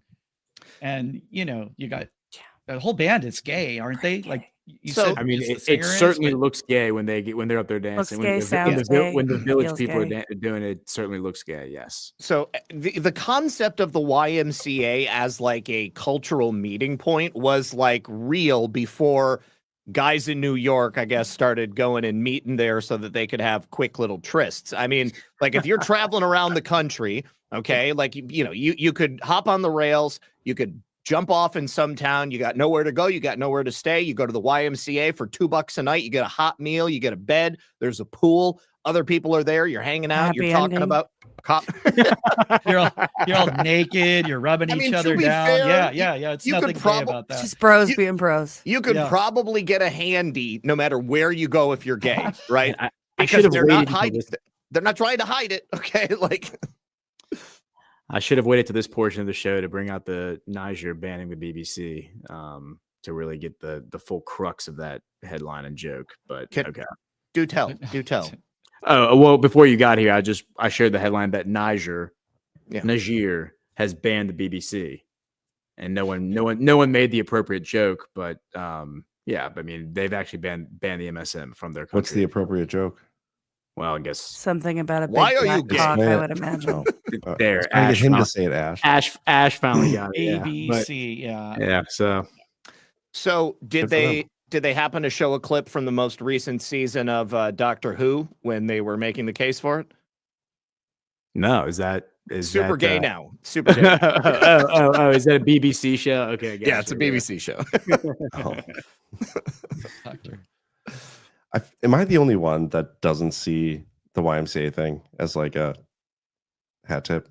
I feel like It wasn't like a widely known thing. I mean, like it was part of this collection of postcards at this Massachusetts Digital Library. And if you go and search for information about the YMCA chapter at Guantanamo Bay, you're only going to find articles about why Guantanamo Bay should be closed and like, the weird reason that it stayed open. You're not going to find pretty much anything about it. It's a stretch. Okay. I'll be the first to admit it, but people stretch comms from President Trump every day in a much more ridiculous way than that. What happened? There's literally YMCA's everywhere. Like how? Right. Why is this? Why that song? Why is it Why does always that song? Why is that song the song that gave us the dance that athletes are doing in the end zone? Why that song? It's a popular song and it's memeable. No, it was absolutely not a popular song until he started using it. I mean, it was. Hold on. I want to get you guys on the record. You're saying that Trump is playing the YMCA song to hint about Guantanamo Bay. That is what you guys are all saying. I'm saying I'm just saying, why not? That it's weird that is the song that is the end of every rally, that is the foundation of the dance, and it's not a super great song. It is a gay song. Sorry, Zach. It is not. It was not a popular song before. It was popular back in the day. Yeah. And people will do it at weddings with the chicken dance and shit. Yeah, but why not it's play not the like Macarena? It makes just as much sense, right? Like exactly. Why that song? It always puzzled me. I'm like, why did he pick this? I mean, it's a fun song. People get up and dance. I mean, great, but there's a lot of songs like that. So but you think it's about Guantanamo Bay? I don't necessarily. I'm just saying. Well, I found out about that 5 minutes ago. What I'm saying is that I think that there's something interesting about the fact that he picks and uses that song, and that it's been that song's been a part of his thing this whole time. Yeah. Right. Going back to 20, like the whole he won't let it go or let it die off. It's always there at every rally. And let me just say one more thing about this, okay? I think that, can we all agree that Donald Trump chose Nessun Dorma, like pretty specifically and intentionally? Yes. Donald Trump is famous for playing DJ, okay? The man loves music, and he's got a mind like a steel trap, okay? Like, I think that every single thing that he does is intentional, and it doesn't mean that the only reason he's playing YMCA is for this. But I think that it's likely that it's probably crossed his mind, and he's thought, that would be funny. Wait till somebody figures that one out. And, on top of that, it's like a New York staple, right? And it was a song that had fallen out of favor long ago. People were like so sick of hearing YMCA. Now everybody is like totally sweet with it. They're all dancing. It's like, you know, it's got this new meaning to it. It was But, like the #1 downloaded song, like, you know, Yeah. the last week or whatever it was. You know, he's resurrected. They made like $30 million, I think, since Trump's been playing it at the rallies. Yeah, That's yeah. you know, the Village people did. So it's can just we an get- odd choice, I think. Can we Jin Saki back to the beginning of the segment? What's the connection to Guantanamo Bay? I think I missed the part. Oh, There was a YMCA. There was a YMCA branch at Guantanamo Bay, Cuba. Okay. Before we lost control of it. So from like 1914 to 1918, there was a like a Guantanamo Bay YMCA, and it was like at a naval base or something like that. I mean, it was quite a bit less sophisticated than what it is now.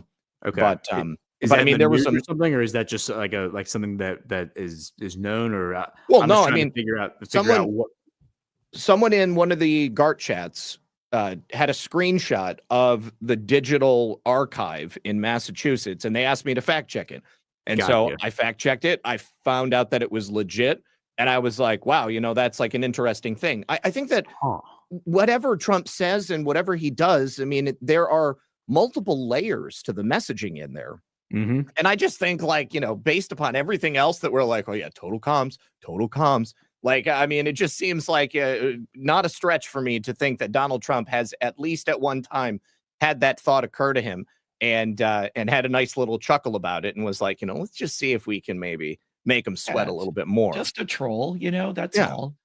Interesting. I'm just so not on board with this. When I saw on Twitter about this, it came from every single shill known to mankind. Like, for the most part, originally the first posters of this were the shills, the clickbait artists. And I was like, okay, there's literally 12,000 YMCA locations. You're never going to be able to convince me that Trump is playing this song because he's trying to highlight Guantanamo Bay.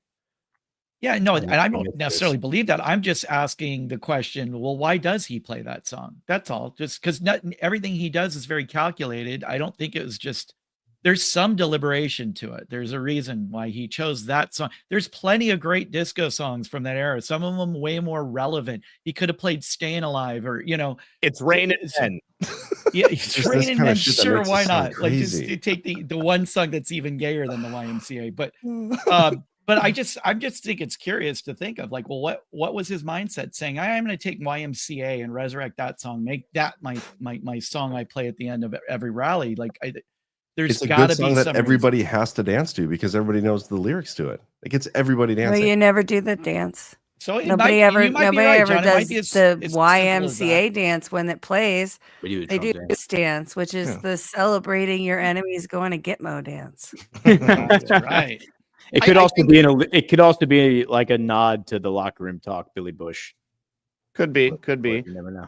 You know, I mean, I think was he grabbing gay dudes by their pussies? I think where the shilliness comes in is when people make blanket proclamations, like as if they have the evidence to say this is exactly it. What I'm saying is, like, you know, consider the situation. Okay. Is it even possible? I think it's definitely possible. You know, it's certainly an interesting coincidence. And how many interesting coincidences have we had over the last 8 to 10 years? You know, go back through Donald Trump's entire life, you know, and you've got all these things that look like, you know, he's preparing for this moment in history.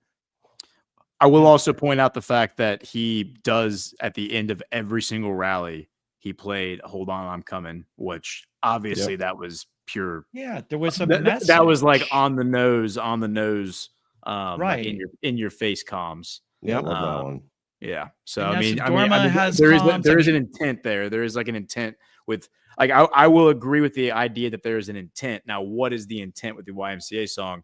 That's up for debate, but I will agree with the assertion that there's definitely intent with his DJ skills. Yeah. Yeah.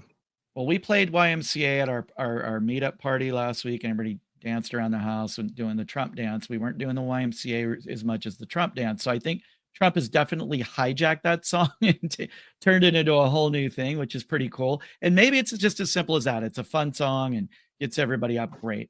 But like Zach said, you know, consider the possibility. Maybe there's a little troll in there too. Not that that's the whole reason he picked it. It's just maybe there's also that's a little. I get your trolling. He's not highlighting Guantanamo Bay.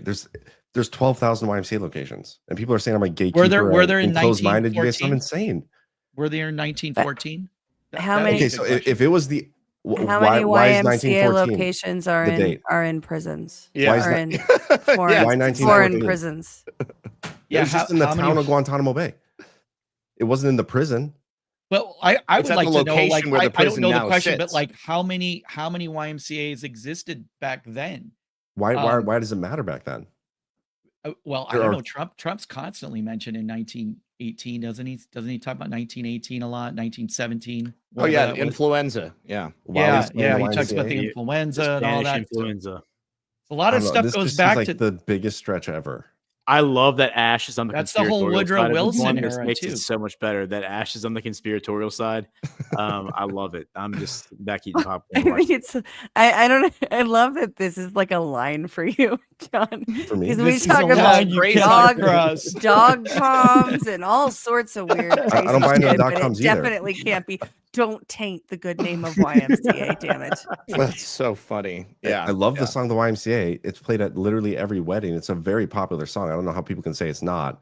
And I just think like that's a stretch. There are some things that people post for clicks totally on Twitter. a stretch, but it's a fun stretch. Come on, John. Yeah. Yeah.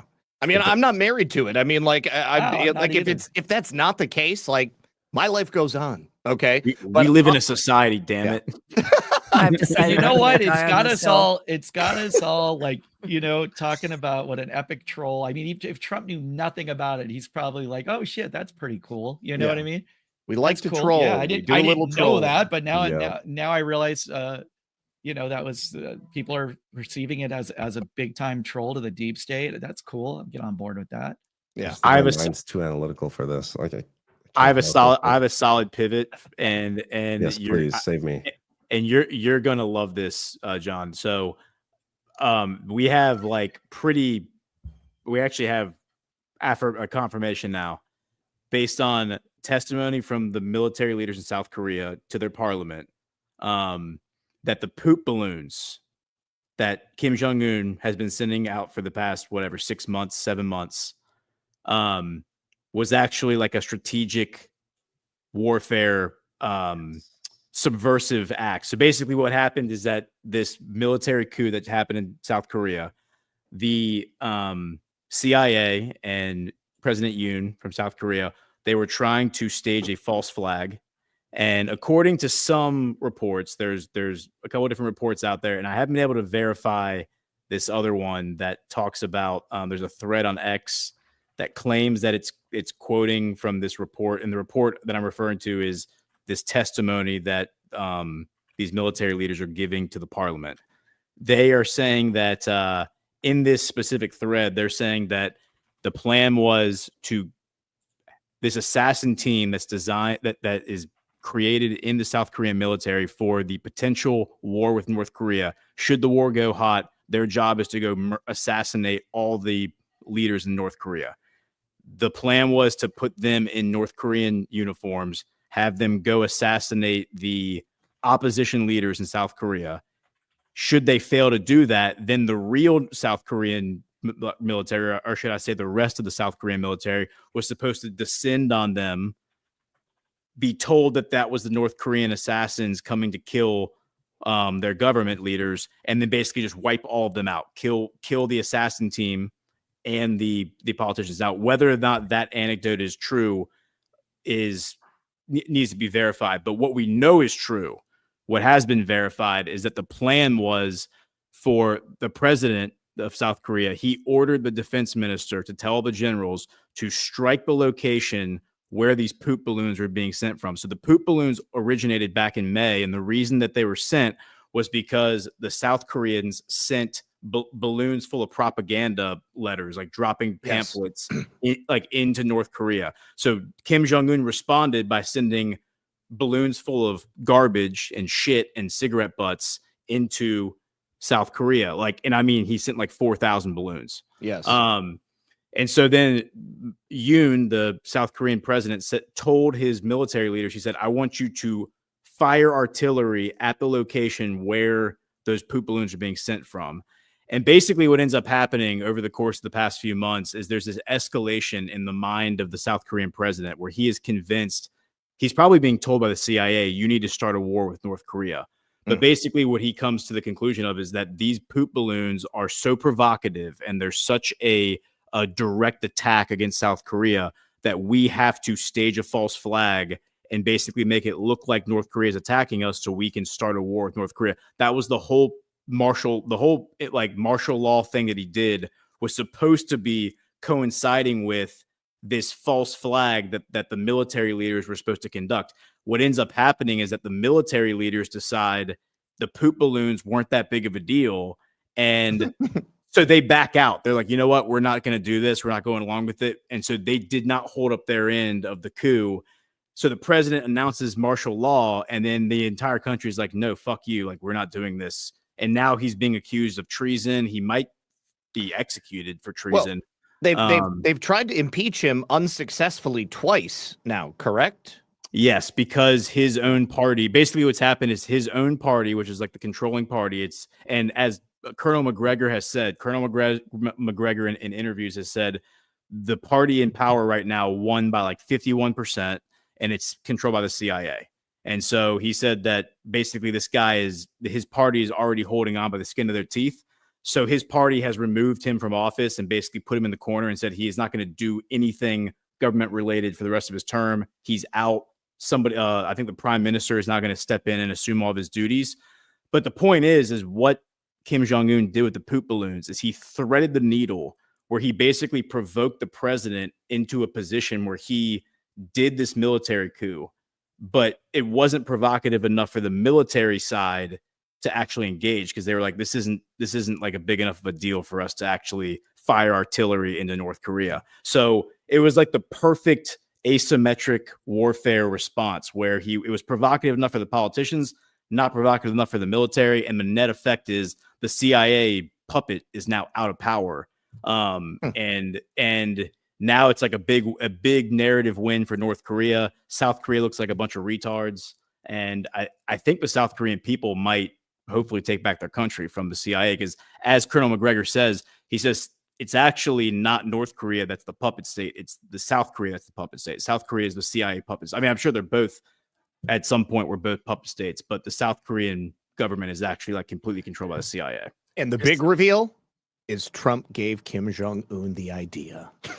And the balloons. And maybe some of the disease. And the poop. This is so funny. South Korea made a law to ban balloon campaigns. That's hilarious. It's awesome. That story is one of my favorites of the year. Like, it is let's put shit in a bag and send it over to our enemies. This is why he has to come to the inauguration, man. It's too perfect. I know. It's Kim Jong-un with his strings have been cut, right? He learned the epic trolling from Trump. It's perfect. So good. What the hell?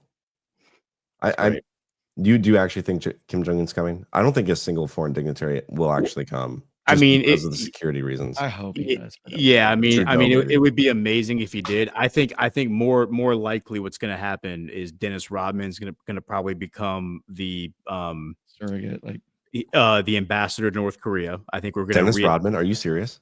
Oh, for sure. Perfect. Totally perfect. Dude, Dennis Rodman, I have a video that we maybe we should play this.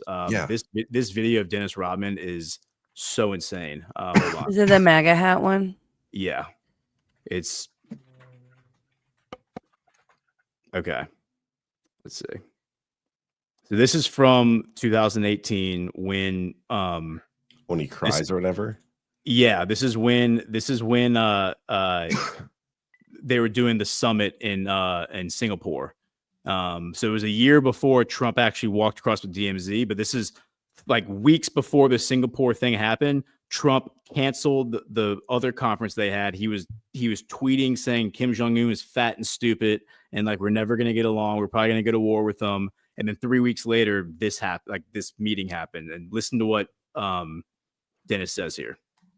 Did Kim reach out to you, or any of his people reach out to you? President's people, anybody reach out to you for insight into the other side? Well, you know what? I've talked to those guys last 5 years.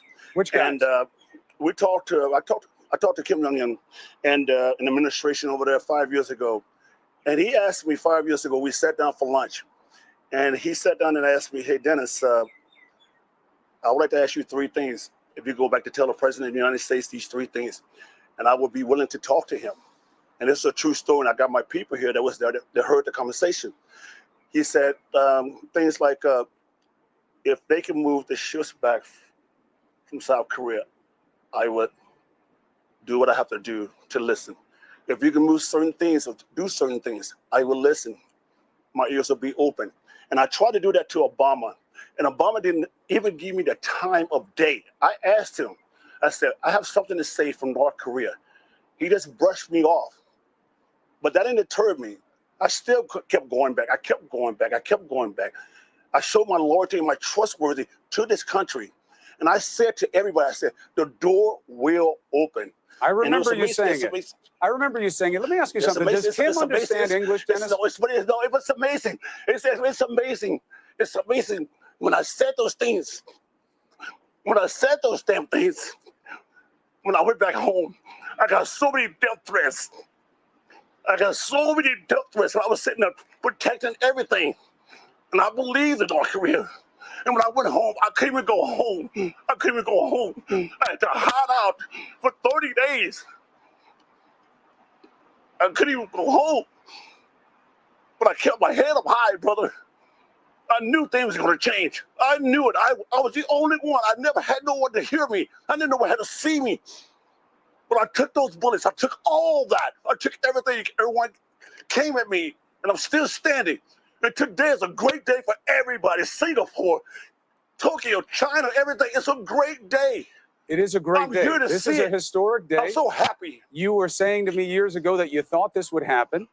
And I want to let you be ready for me to ask you another question. I know you're very emotional about this. Go ahead. This is what I want to know. I want to know, well, you're an emotional guy. You feel very deeply about things. People who've been around you understand that. Right. Why did you feel so strongly that you needed to make something happen for North Korea? There's so many places you could have gone in the world that have, a much easier path to peace than North Korea, given the record of human rights abuses and other practices of this despotic regime. But you chose North Korea. Why?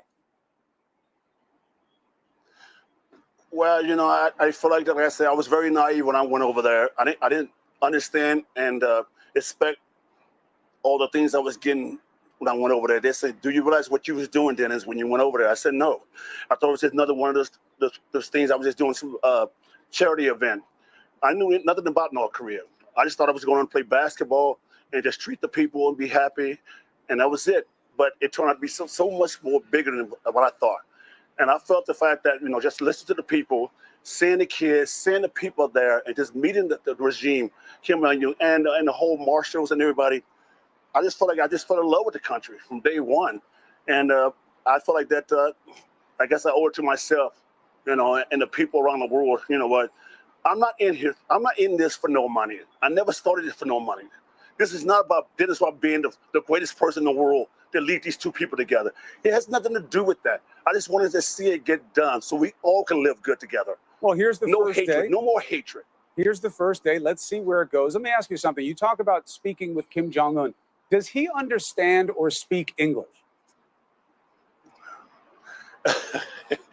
The one thing about him, though, I always said about him, he's more like a big kid, even though he's small.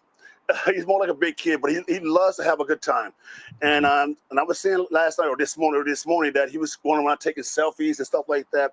And I was saying that this guy wants to be around the world. He wants to come to America. He wants to enjoy his life. He wants his people to enjoy his life. But I think that the fact that he doesn't have the tools, and maybe the fact that the politics of this whole meeting is just going to happen. I think this is going to change a lot. And I hope the fact that President Trump can understand, knowing that Kim is trying to reach out and trying to get into the 21st century. That's the big.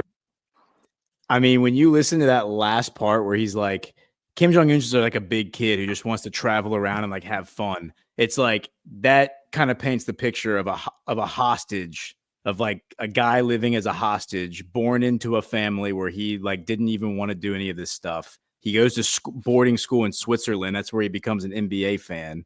And that's why like he was so when Dennis Rodman offered to come like bring a basketball team over there, there's another like clip from the segment we don't need to watch, but he said that like Dennis Rodman offered, because he went over there for a charity event or whatever, met him and said, "Hey, why don't I bring some other NBA guys back here and like we'll do a game?" And Kim Jong Un was like, "You would do that?" And he's like, "Oh yeah." And then he actually did it.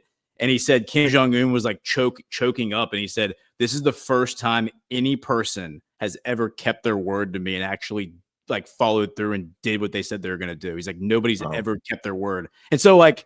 And then, this is 2013. So then Dennis Rodman brings him an Art of the Deal because he had just been on a Celebrity Apprentice. And so he brings him the Art of the Deal and he says, "Hey, read this book."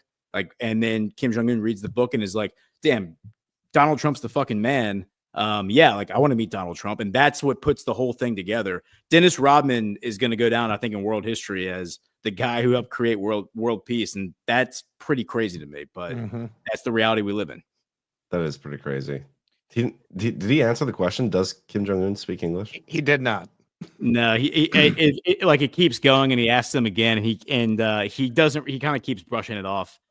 My guess is that he probably does speak it, but he's just not fluent in it, and Rodman's probably just throwing him a bone. I mean, he went to school in Switzerland, so I mean, I'm sure he knows English, but he probably doesn't speak it very much in North Korea. How many championships does Rodman have? Does anybody know? He has a lot because he won with the Pistons. I believe. Yeah. And with the Bulls. He went Bulls. to the Bulls and he won. They did with the Lakers. I think he won 3 with the Bulls and 3 with the Bulls. Probably a couple with the Pistons. Yeah, the Pistons went back to back when didn't they? That early. He's got to have at least 5 NBA championships. Five. Five is what I would have guessed. Yeah. How many does Jordan have? 6. Yeah. Yeah. Remember, he took those 3 years off to play baseball, or he probably would have had 9. Yep. Horace Grant said that I think it was Horace Grant that said that Rodman was the reason that the Bulls were as dominant as they were. He's like, Rodman was actually because he played defense, he rebounded, he did all the dirty work. Yep. Dude, Army Navy football game this weekend, by the way. Yeah. What are your thoughts on that? That's pretty devolution-y. Yeah. By the way, Scavino posted a clip from 8 years ago of Trump going to the Army Navy game. And or was it 8 years ago, 4 years ago? Would have been 4 years ago, probably, when it was super muggy out. Because that's a big devolutionary thing. Actually, I was texting with Chris about that just before the show. Probably going to talk about that a little bit tomorrow. I'm trying to find. Here we go. Yeah, this was this was 2016. So this was the devolutionary one. So that's is 8 years ago. Okay. Yeah, I'll play this though quick.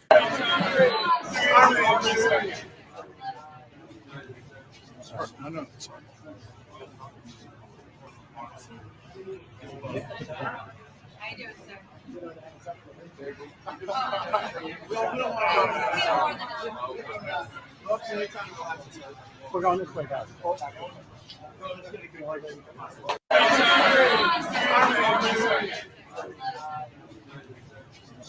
I play that twice.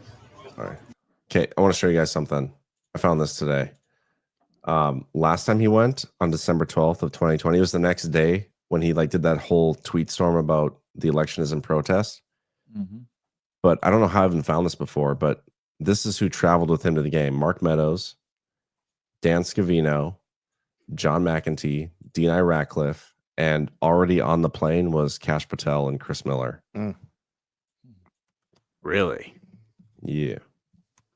Pretty awesome. Yeah, I'm excited about that game tomorrow. Yeah. Well, people in the chat are asking why is it devolution-y, and the answer is you have to go read the devolution series to understand why it's devolution-y. It's a secret.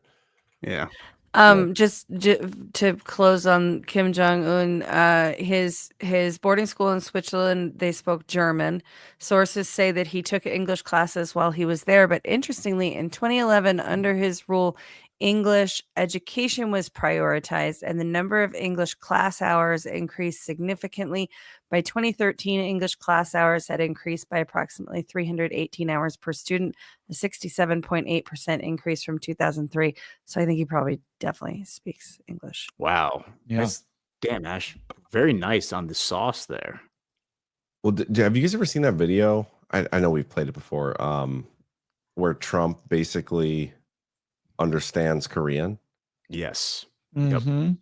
he's responding to the before the interpreter interpreter speaks. Trump is Yeah, like he laughs. laughing. He's laughing at the jokes. He's responding to the yes. It's very obvious that he, to some degree at least, understands Korean.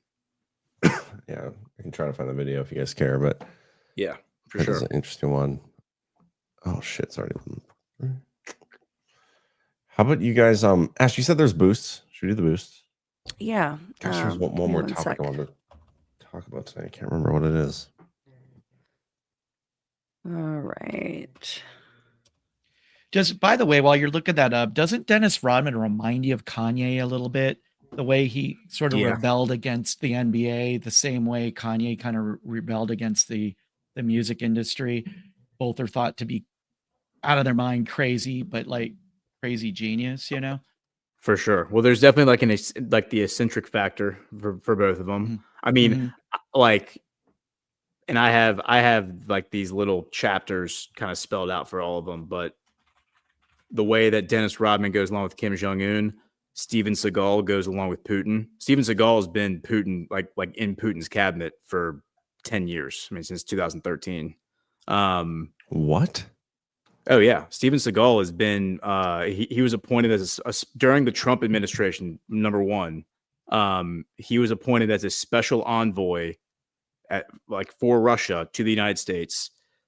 He was hyper pro Trump, like out in public, talking about how Trump needed to be president in 2015, 2016. He was speaking out against Ukraine. He was talking about how Ukraine was trafficking children, how Ukraine is trafficking organs.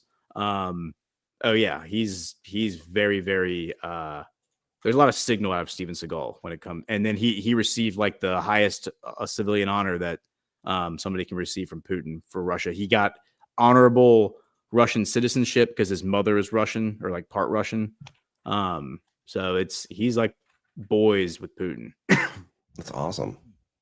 It has to do with the MMA stuff. I know that like Paul says and Burning Bright say that he's kind of a bullshit MMA guy, but he obviously had a lot of kung fu movies. But I think it has to do with that. There's like a kung fu celebrity connection to Putin, and that's how they hooked up. But it's crazy. Yeah. So Steven Seagal, Putin, Dennis Rodman, Kim Jong-un, and then Kanye West is connected to MBS, and he was like hanging out with MBS in his camp last year. Yeah. So there's like sovereign alliance stuff where there's like a celebrity with each of these guys. I haven't figured out who Xi's sidekick is, but I'm sure there probably is one. I was just looking at his Wikipedia.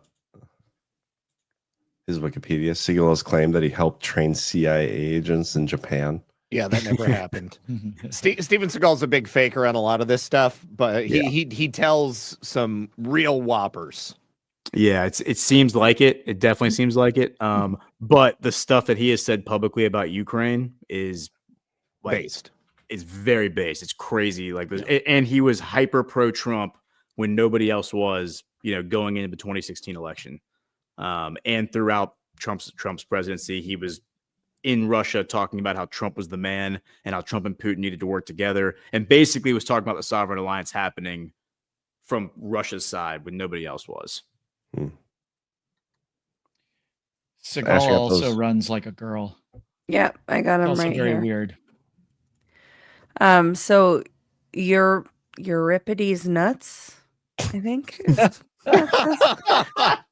Patrick, the quote, whale jumping out of the gym floor video was promotional footage from the semi-failed augmented reality headset manufacturing startup Magic Leap.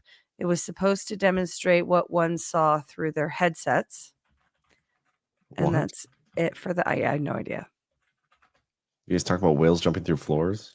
I know. Oh, yeah. We did actually last week. We had the augmented reality whale in the gymnasium. Oh, yeah. Yeah. I remember that commercial. And then G-Man Canada. This is from today. While I've been psyoped by the Canadian slander of late, I would like to point out the two most talented Badlanders are Canadian, Matt and rhymes with Mrs. Right. And while our leader may be a fag, so was yours, Mohap. Our elections are even faker and g, which probably means gayer. Is that Fredo? Yeah. Is that Fredo's Canadian cousin? Yeah, it's somebody from Canada. Yeah. Love it. Miss Bright and Matt are awesome. I will agree with that. 100%. But Canada sucks. Yep. Can't argue with that. And I'm basically Yeah. in Canada, so I get to say that. One day we will get Matt taken off the terrorist watch list and he will come to a GART. But until then, he's going to have to just watch from Canada. Is he not allowed to come here? I've wondered about that. Like, we should get him to a GART sometime. But then I was like, yeah. Well, like, I think it was before Dallas. I was like, yeah, man, we got to get you a GART. And he was like, yeah. He's like, whenever I try to come to a conference in America, I end up like they stop me at the airport. They bring me in a room. They strip search me. They interrogate me for like 5 hours, and then half the time they put me back. Describing Alpha's travel everywhere. They put me back on a plane and send me back to Canada. He did say the last like 2 times he's come, he was able to come, but they think he like the DHS thinks he's like a Chinese spy, so they are like convinced he works for the CCP, so they won't let him in the country. But man, we got spies from every agency in Badlands. It's so cool. It is very cool. This is the true sovereign alliance. Yeah, right. Yeah, no shit. Yeah, that's funny. I would like to meet him though to confirm that he's a real person, because I don't even know if I've spoken to him on the phone. I can't even remember how that came about. Probably through Sean Morgan, I would imagine. Maybe. Doesn't sound fetty at all. Yeah. Yeah. Well, I mean, him and Sean did Breaking History, and yeah, right off the bat with Badlands, it was like, oh, let's get all these people. Like, who do you think we should get? And then it's like, oh my gosh, I don't trust hardly anybody. Let's just never add anybody again. It was amazing because when I heard that y'all were doing a Breaking History show, and then I found out it was Matt Ehret, because I actually knew who Matt Ehret was. I was like, holy shit, yeah, you got Matt Ehret? Like, he's a very based historian. So I was like very impressed that you were able to secure Matt Ehret. And now you're telling me, you're like, I've never even spoken to the guy. No, I've spoken to him. It's just I can't remember how it came about. Yeah. Matt Ehret does not actually exist. This person does not exist.com. All right, let's go through some rants from y'all. Good rant night too. We got quite a few. Holy cow. Valseco16 says, so is tonight when you're going to announce Ghost of Base Patrick Henry to third chair on Wednesday night DPH? We all know it's coming with the Middle East spotlight. You know, I've considered it, but then I've also considered the other co-hosts of Burning Bright, and I would never get a word in on a Devolution show, and I just can't have it. So that is true. But there will be maybe another kind of announcement coming 9 days from now. So everyone just sit tight and wait and hear what that is. Transition announcement for Burning Bright. It's finally Valseco 16 again says only cash, only goes to Base Patrick Henry Wednesday. We should have you on again. Yeah, it's always fun. Always enjoy it. Kisco, spear gun would be a better size to work with, John, versus harpoon. She seems to know something. I still don't know if I got an answer on what the difference is. Well, I bet there's a video somewhere. Have you asked ChatGPT? Maybe a spear gun. No, I asked Zach smaller when he than a came harpoon? in, and I think he answered me, but everybody spoke over him, so I didn't hear what he said. What was the question again? Difference between spear gun and harpoon. Well, a spear gun is like a gun with a harpoon or a spear that is fired from it. A harpoon is just literally the stick with the barbed hook on the end that you're going to throw yourself. Yeah. Okay. Yeah. So a spear gun, is using a spear. I think a harpoon technically is much larger. A spear is going to be smaller, more manageable, so you can use a firearm. But a harpoon would be for like a whale, so it's huge. Yeah, and drones can get pretty big, so I think that's what we want. Yeah, Why not both? I endorse that. Yeah, I think we should do that EMP gun. Yeah, but you can't get a price on that. When you have to like send in your information for them to contact you about purchasing something, it's going to cost $1 bajillion. John, I was just thinking of something because you're a baseball player. What if you just like chucked a baseball at it? Couldn't you hit a low flying drone with the baseball? You think? Oh, for sure. I have supreme. And you can't get any accuracy trouble and for velocity. that. Like you're just playing ball, Yeah, I'm going to try that. But That's true. nobody ever flies a drone over my house. Okay. Canada hasn't gotten there yet. A lot of solutions in search of a problem. Yeah, I still. You Just, We're just you looking have any for drones holding coming a in spear from gun. gay North Dakota? Not yet. I just think it'd be so cool to like hang a harpoon over my fireplace and be like, "Why do you have a harpoon?" It's like in case there's any drones. For the white whale. You can still do that. Yeah, I could still do that. I'm gonna have to invest in a harpoon at some point. Tin Man 1295 says they actually make a drone gun, and that's what they sent, where there's no prices on drone guns. That's the frustrating part. Keith O'Higgins, and I saw a lot of Keith O'Higgins tonight in the chat, so just prepare yourselves. This could be going anywhere. But he says, I wonder if someone would shoot high-flying fireworks at these drones and cause them collateral damage and down them. Could they get off as Antifa did on courthouses and escape punishment? Depends on their politics. Question. There's a YouTube link from White Knight 126. Look up Slaughterbots. I'm going to share this video really quick. It allows you to separate the bad guys from the good. It's a big deal. But we have something much bigger.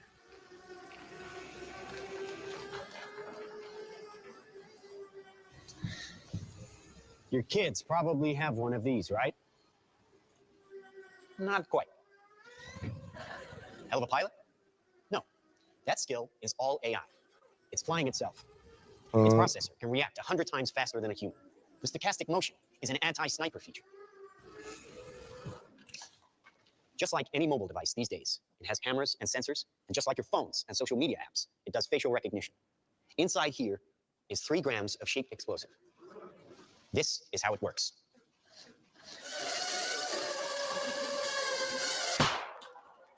Did you see that? That little bang is enough to penetrate the skull and destroy the contents. They used to say guns don't kill people. People do. Good God, this is... They get emotional, disobey orders. This is a film. This is not like an actual demonstration. What do you mean? This is from Look a at the movie or title: something? sci-fi This is short film fiction. Slaughterbots. Okay, so it's fiction. It's Oh, it's fiction. This is like some Dark Mirror or Black Mirror stuff, right? Yeah. Dang it, White Knight. You got me. But that I'm Doesn't sure mean that they aren't technology, real. you know that technology Oh, exists. for sure. Well, I'm glad though sure. it is fiction because I was pretty much thinking, well, that's how I'm gonna go, huh? Some drone just. I blow mean, a you hole in could my head. easily kill every person on your kill list with that technology at one time. Mm-hmm. That's insane. All right, where are we at? Well, let me share the rants here. Okay, we got Muffingate 69. Love the name. My wife wants to know if the ball drone comes in a 2-pack. Probably. Nice one, Brian. Yeah, well played. Ekim Navilla says 500-foot deck over populated areas in full-size aircraft goes different for drones or RC planes like I fly. Doesn't even include within airport airspace. There you go. I knew that there would be a pilot fag in the a plane fag rather in the chat that could give us the sauce. So thank you. Keith O'Higgins says drone ball wars are still considered second generation warfare unless it's Lance Armstrong warfare. It's still first generation. Just ask One Nut Jeff. He will agree. It's One Nut Jesse. But yes, he would agree. Sleep State says, should Trump accept the $1 million from Bezos for the inauguration? Fuck yeah, why not? Yeah, I mean, it's just going to his, like, the inauguration fund. So it's not like, going to him. And I didn't heard that Bezos was giving. I knew that Zuckerberg had given him $1 million. Zuckerberg, gave $1 billion. Bezos, and Sam now- Altman-Fried gave $1 million. Okay. Yeah. So Somebody I mean, else today I saw too was. But this is like with Badlands Media. I'm hoping at this point Trump is the same way, especially because he's like considerably more wealthy than we are. We'll take money from anywhere but we're not going to like let you dictate anything we do. Yeah. I mean, this would be paid for one way or the other. It's these guys hedging their bets that Trump isn't going to come into office and completely destroy their revenue streams. But I mean, things are going to change. There's no way around it. Yeah. Did you say Sam Altman-Fried? Isn't he the no Sam Bankman-Fried? I meant. Yeah. Which one? I think you mean Sam Altman. OpenAI. Yeah, Sam Altman. OpenAI donated $1 million. Yeah, Sam Altman. Yeah, that's what I meant. But I said Sam Altman-Fried. You're mixing your nefarious CEO. You're mixing your nefarious Khazarian, Sams. your Khazarian oligarchs. You're mixing them all up. Yeah. Well, I've been reading through the Roger Ver lawsuit from CCGI, or GGCI, and they were like doing business with SBF, and so like it's been on my mind lately, trying to unwrap that whole thing. So yeah, that's why.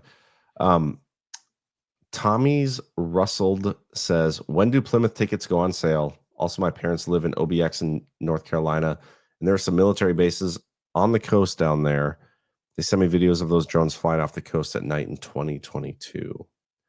Plymouth tickets probably won't go on sale until like a week after the GART that goes before it. So got a little time. But Vegas tickets are still available. So get your tickets.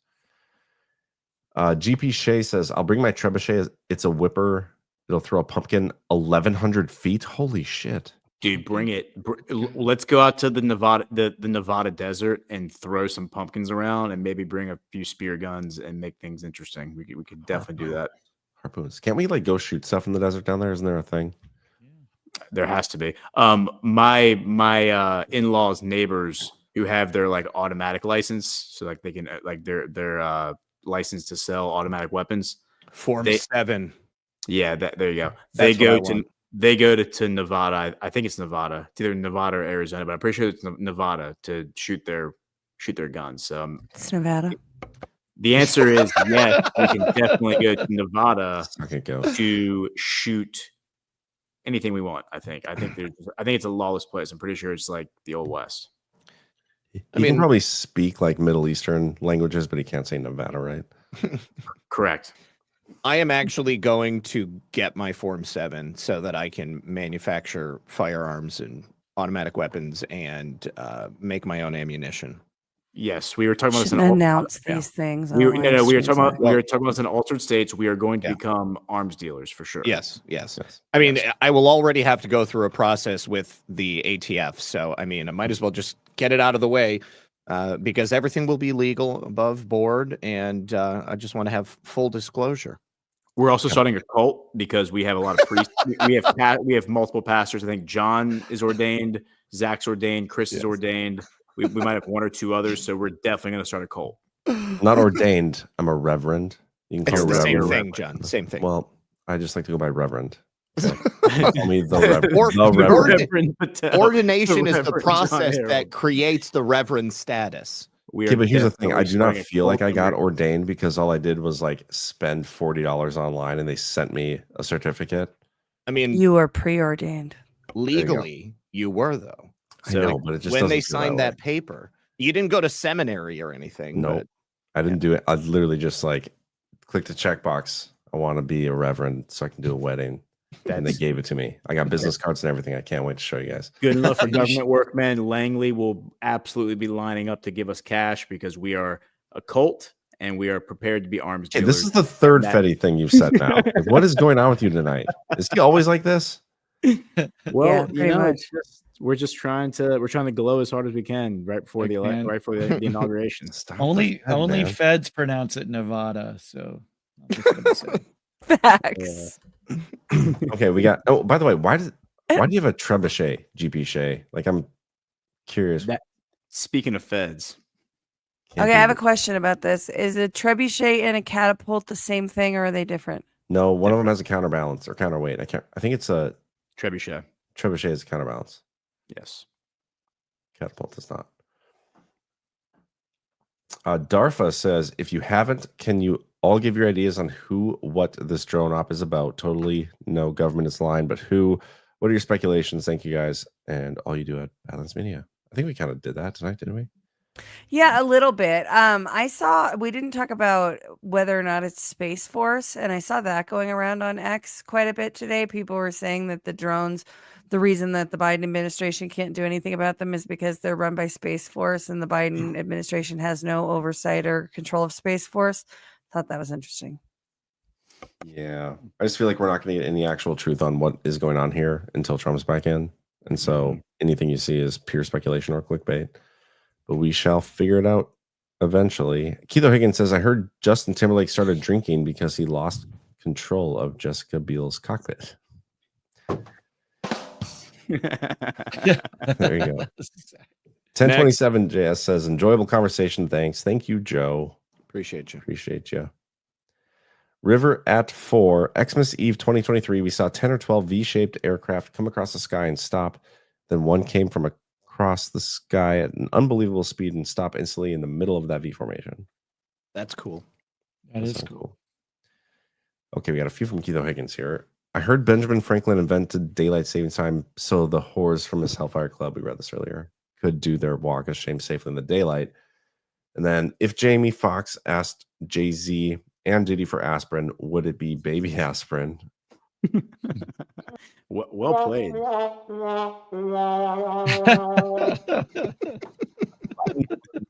Biden would pardon a guy who raped nuns. He would call it force of habit. Keith Higgins is the king of one-liners. That was his Totally, worst and best one-liner of the night. Man, you're on fire, Keith. You know, A-Track has wanted to do some stand-up comedy at Vegas before like the Power Hour one of the nights. So we need to get Keith Higgins there, I think, to just like read his book of one-liners. Yes, I'm all about that. For sure. Mateo127 says, my first live stream in a minute. Had surgery on my lower abdomen. Holy shit, hope you're okay, man. Doc said swelling and bruising would make it its way down south. He didn't lie. Looks like Thanos down there, but not feeling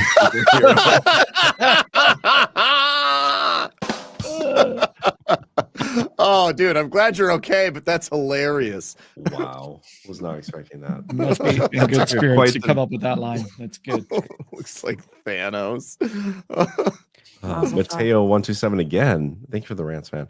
Says, love Liberty Dan. Thank you, humans, for what you do. You are my news now. Appreciate you. Appreciate it, man. This particular show doesn't feel very newsy, but it sure is a fun one. Keith O'Higgins says, the question is, will DC Mayor Bowser clean the streets and post Chinese flags around the city like Newsom did in San Francisco? Great question. Good question. Is she still the mayor? Yeah, as far as I know. Whenever I hear a name, I think of Mario, the video game. Totally. Yeah, I think of a shell with a bunch of spikes on it. Yeah. Exactly. Holding a princess, or pretending to hold a princess, but really holding some little toad. Yeah. Have you guys seen the Mario movie, the new one? Mm-hmm. No. Yes. Yeah, my kids like it. My son was just singing that like the Peach song or whatever. My kids love it. Yeah. Yeah. I don't even want to date myself for what Bowser reminds me of, because I'm old enough to remember Sha Na Na, which you guys probably have no idea what that is. But they were like this 50s revival group in the 70s, and they had like a variety show on TV, and there was like a greaser guy, and his name was Bowser, and he used to go do do do do do with his like.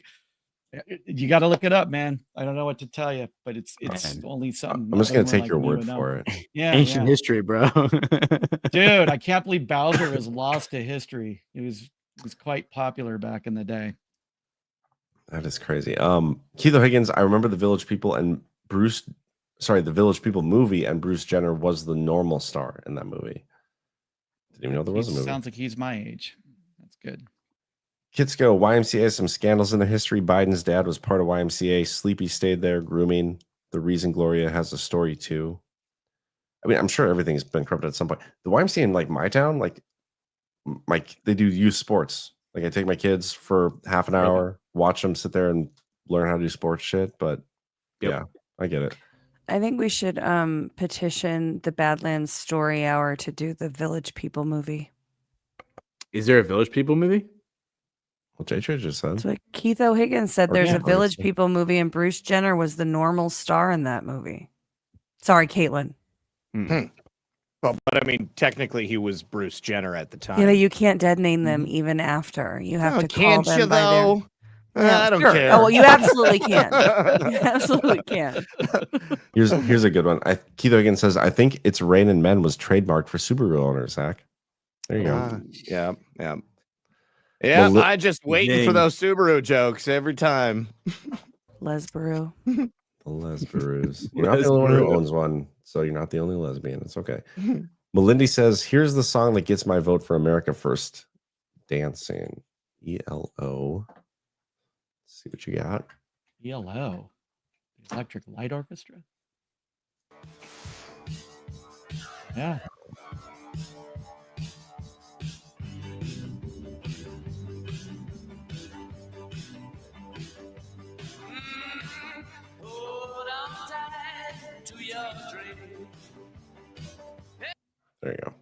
Groovy.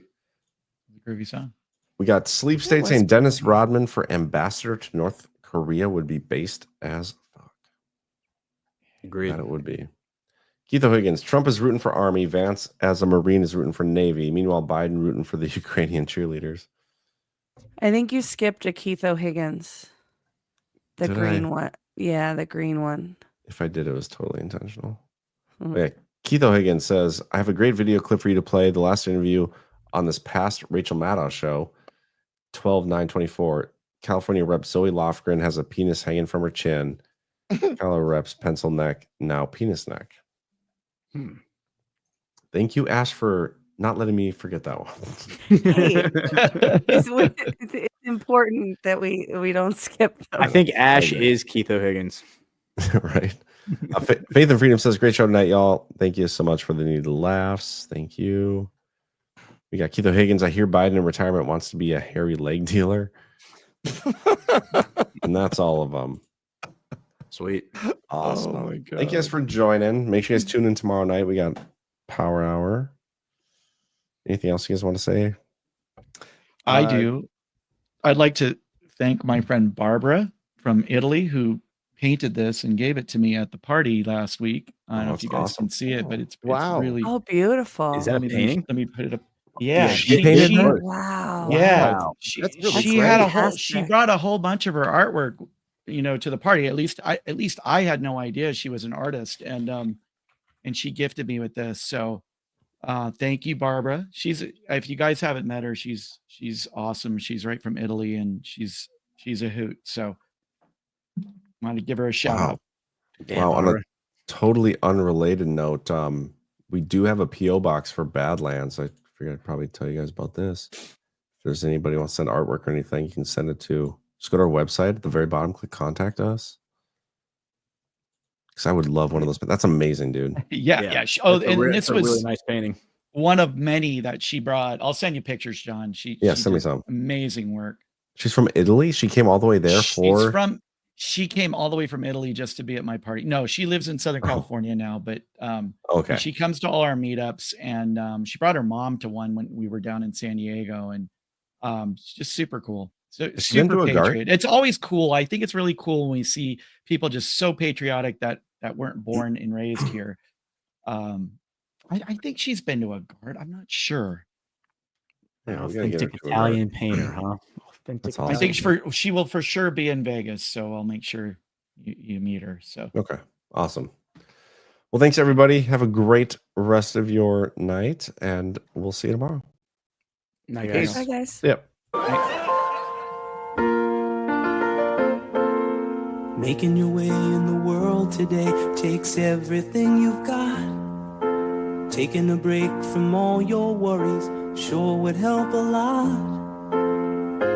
Wouldn't you like to get away? Sometimes you wanna go where everybody knows your name,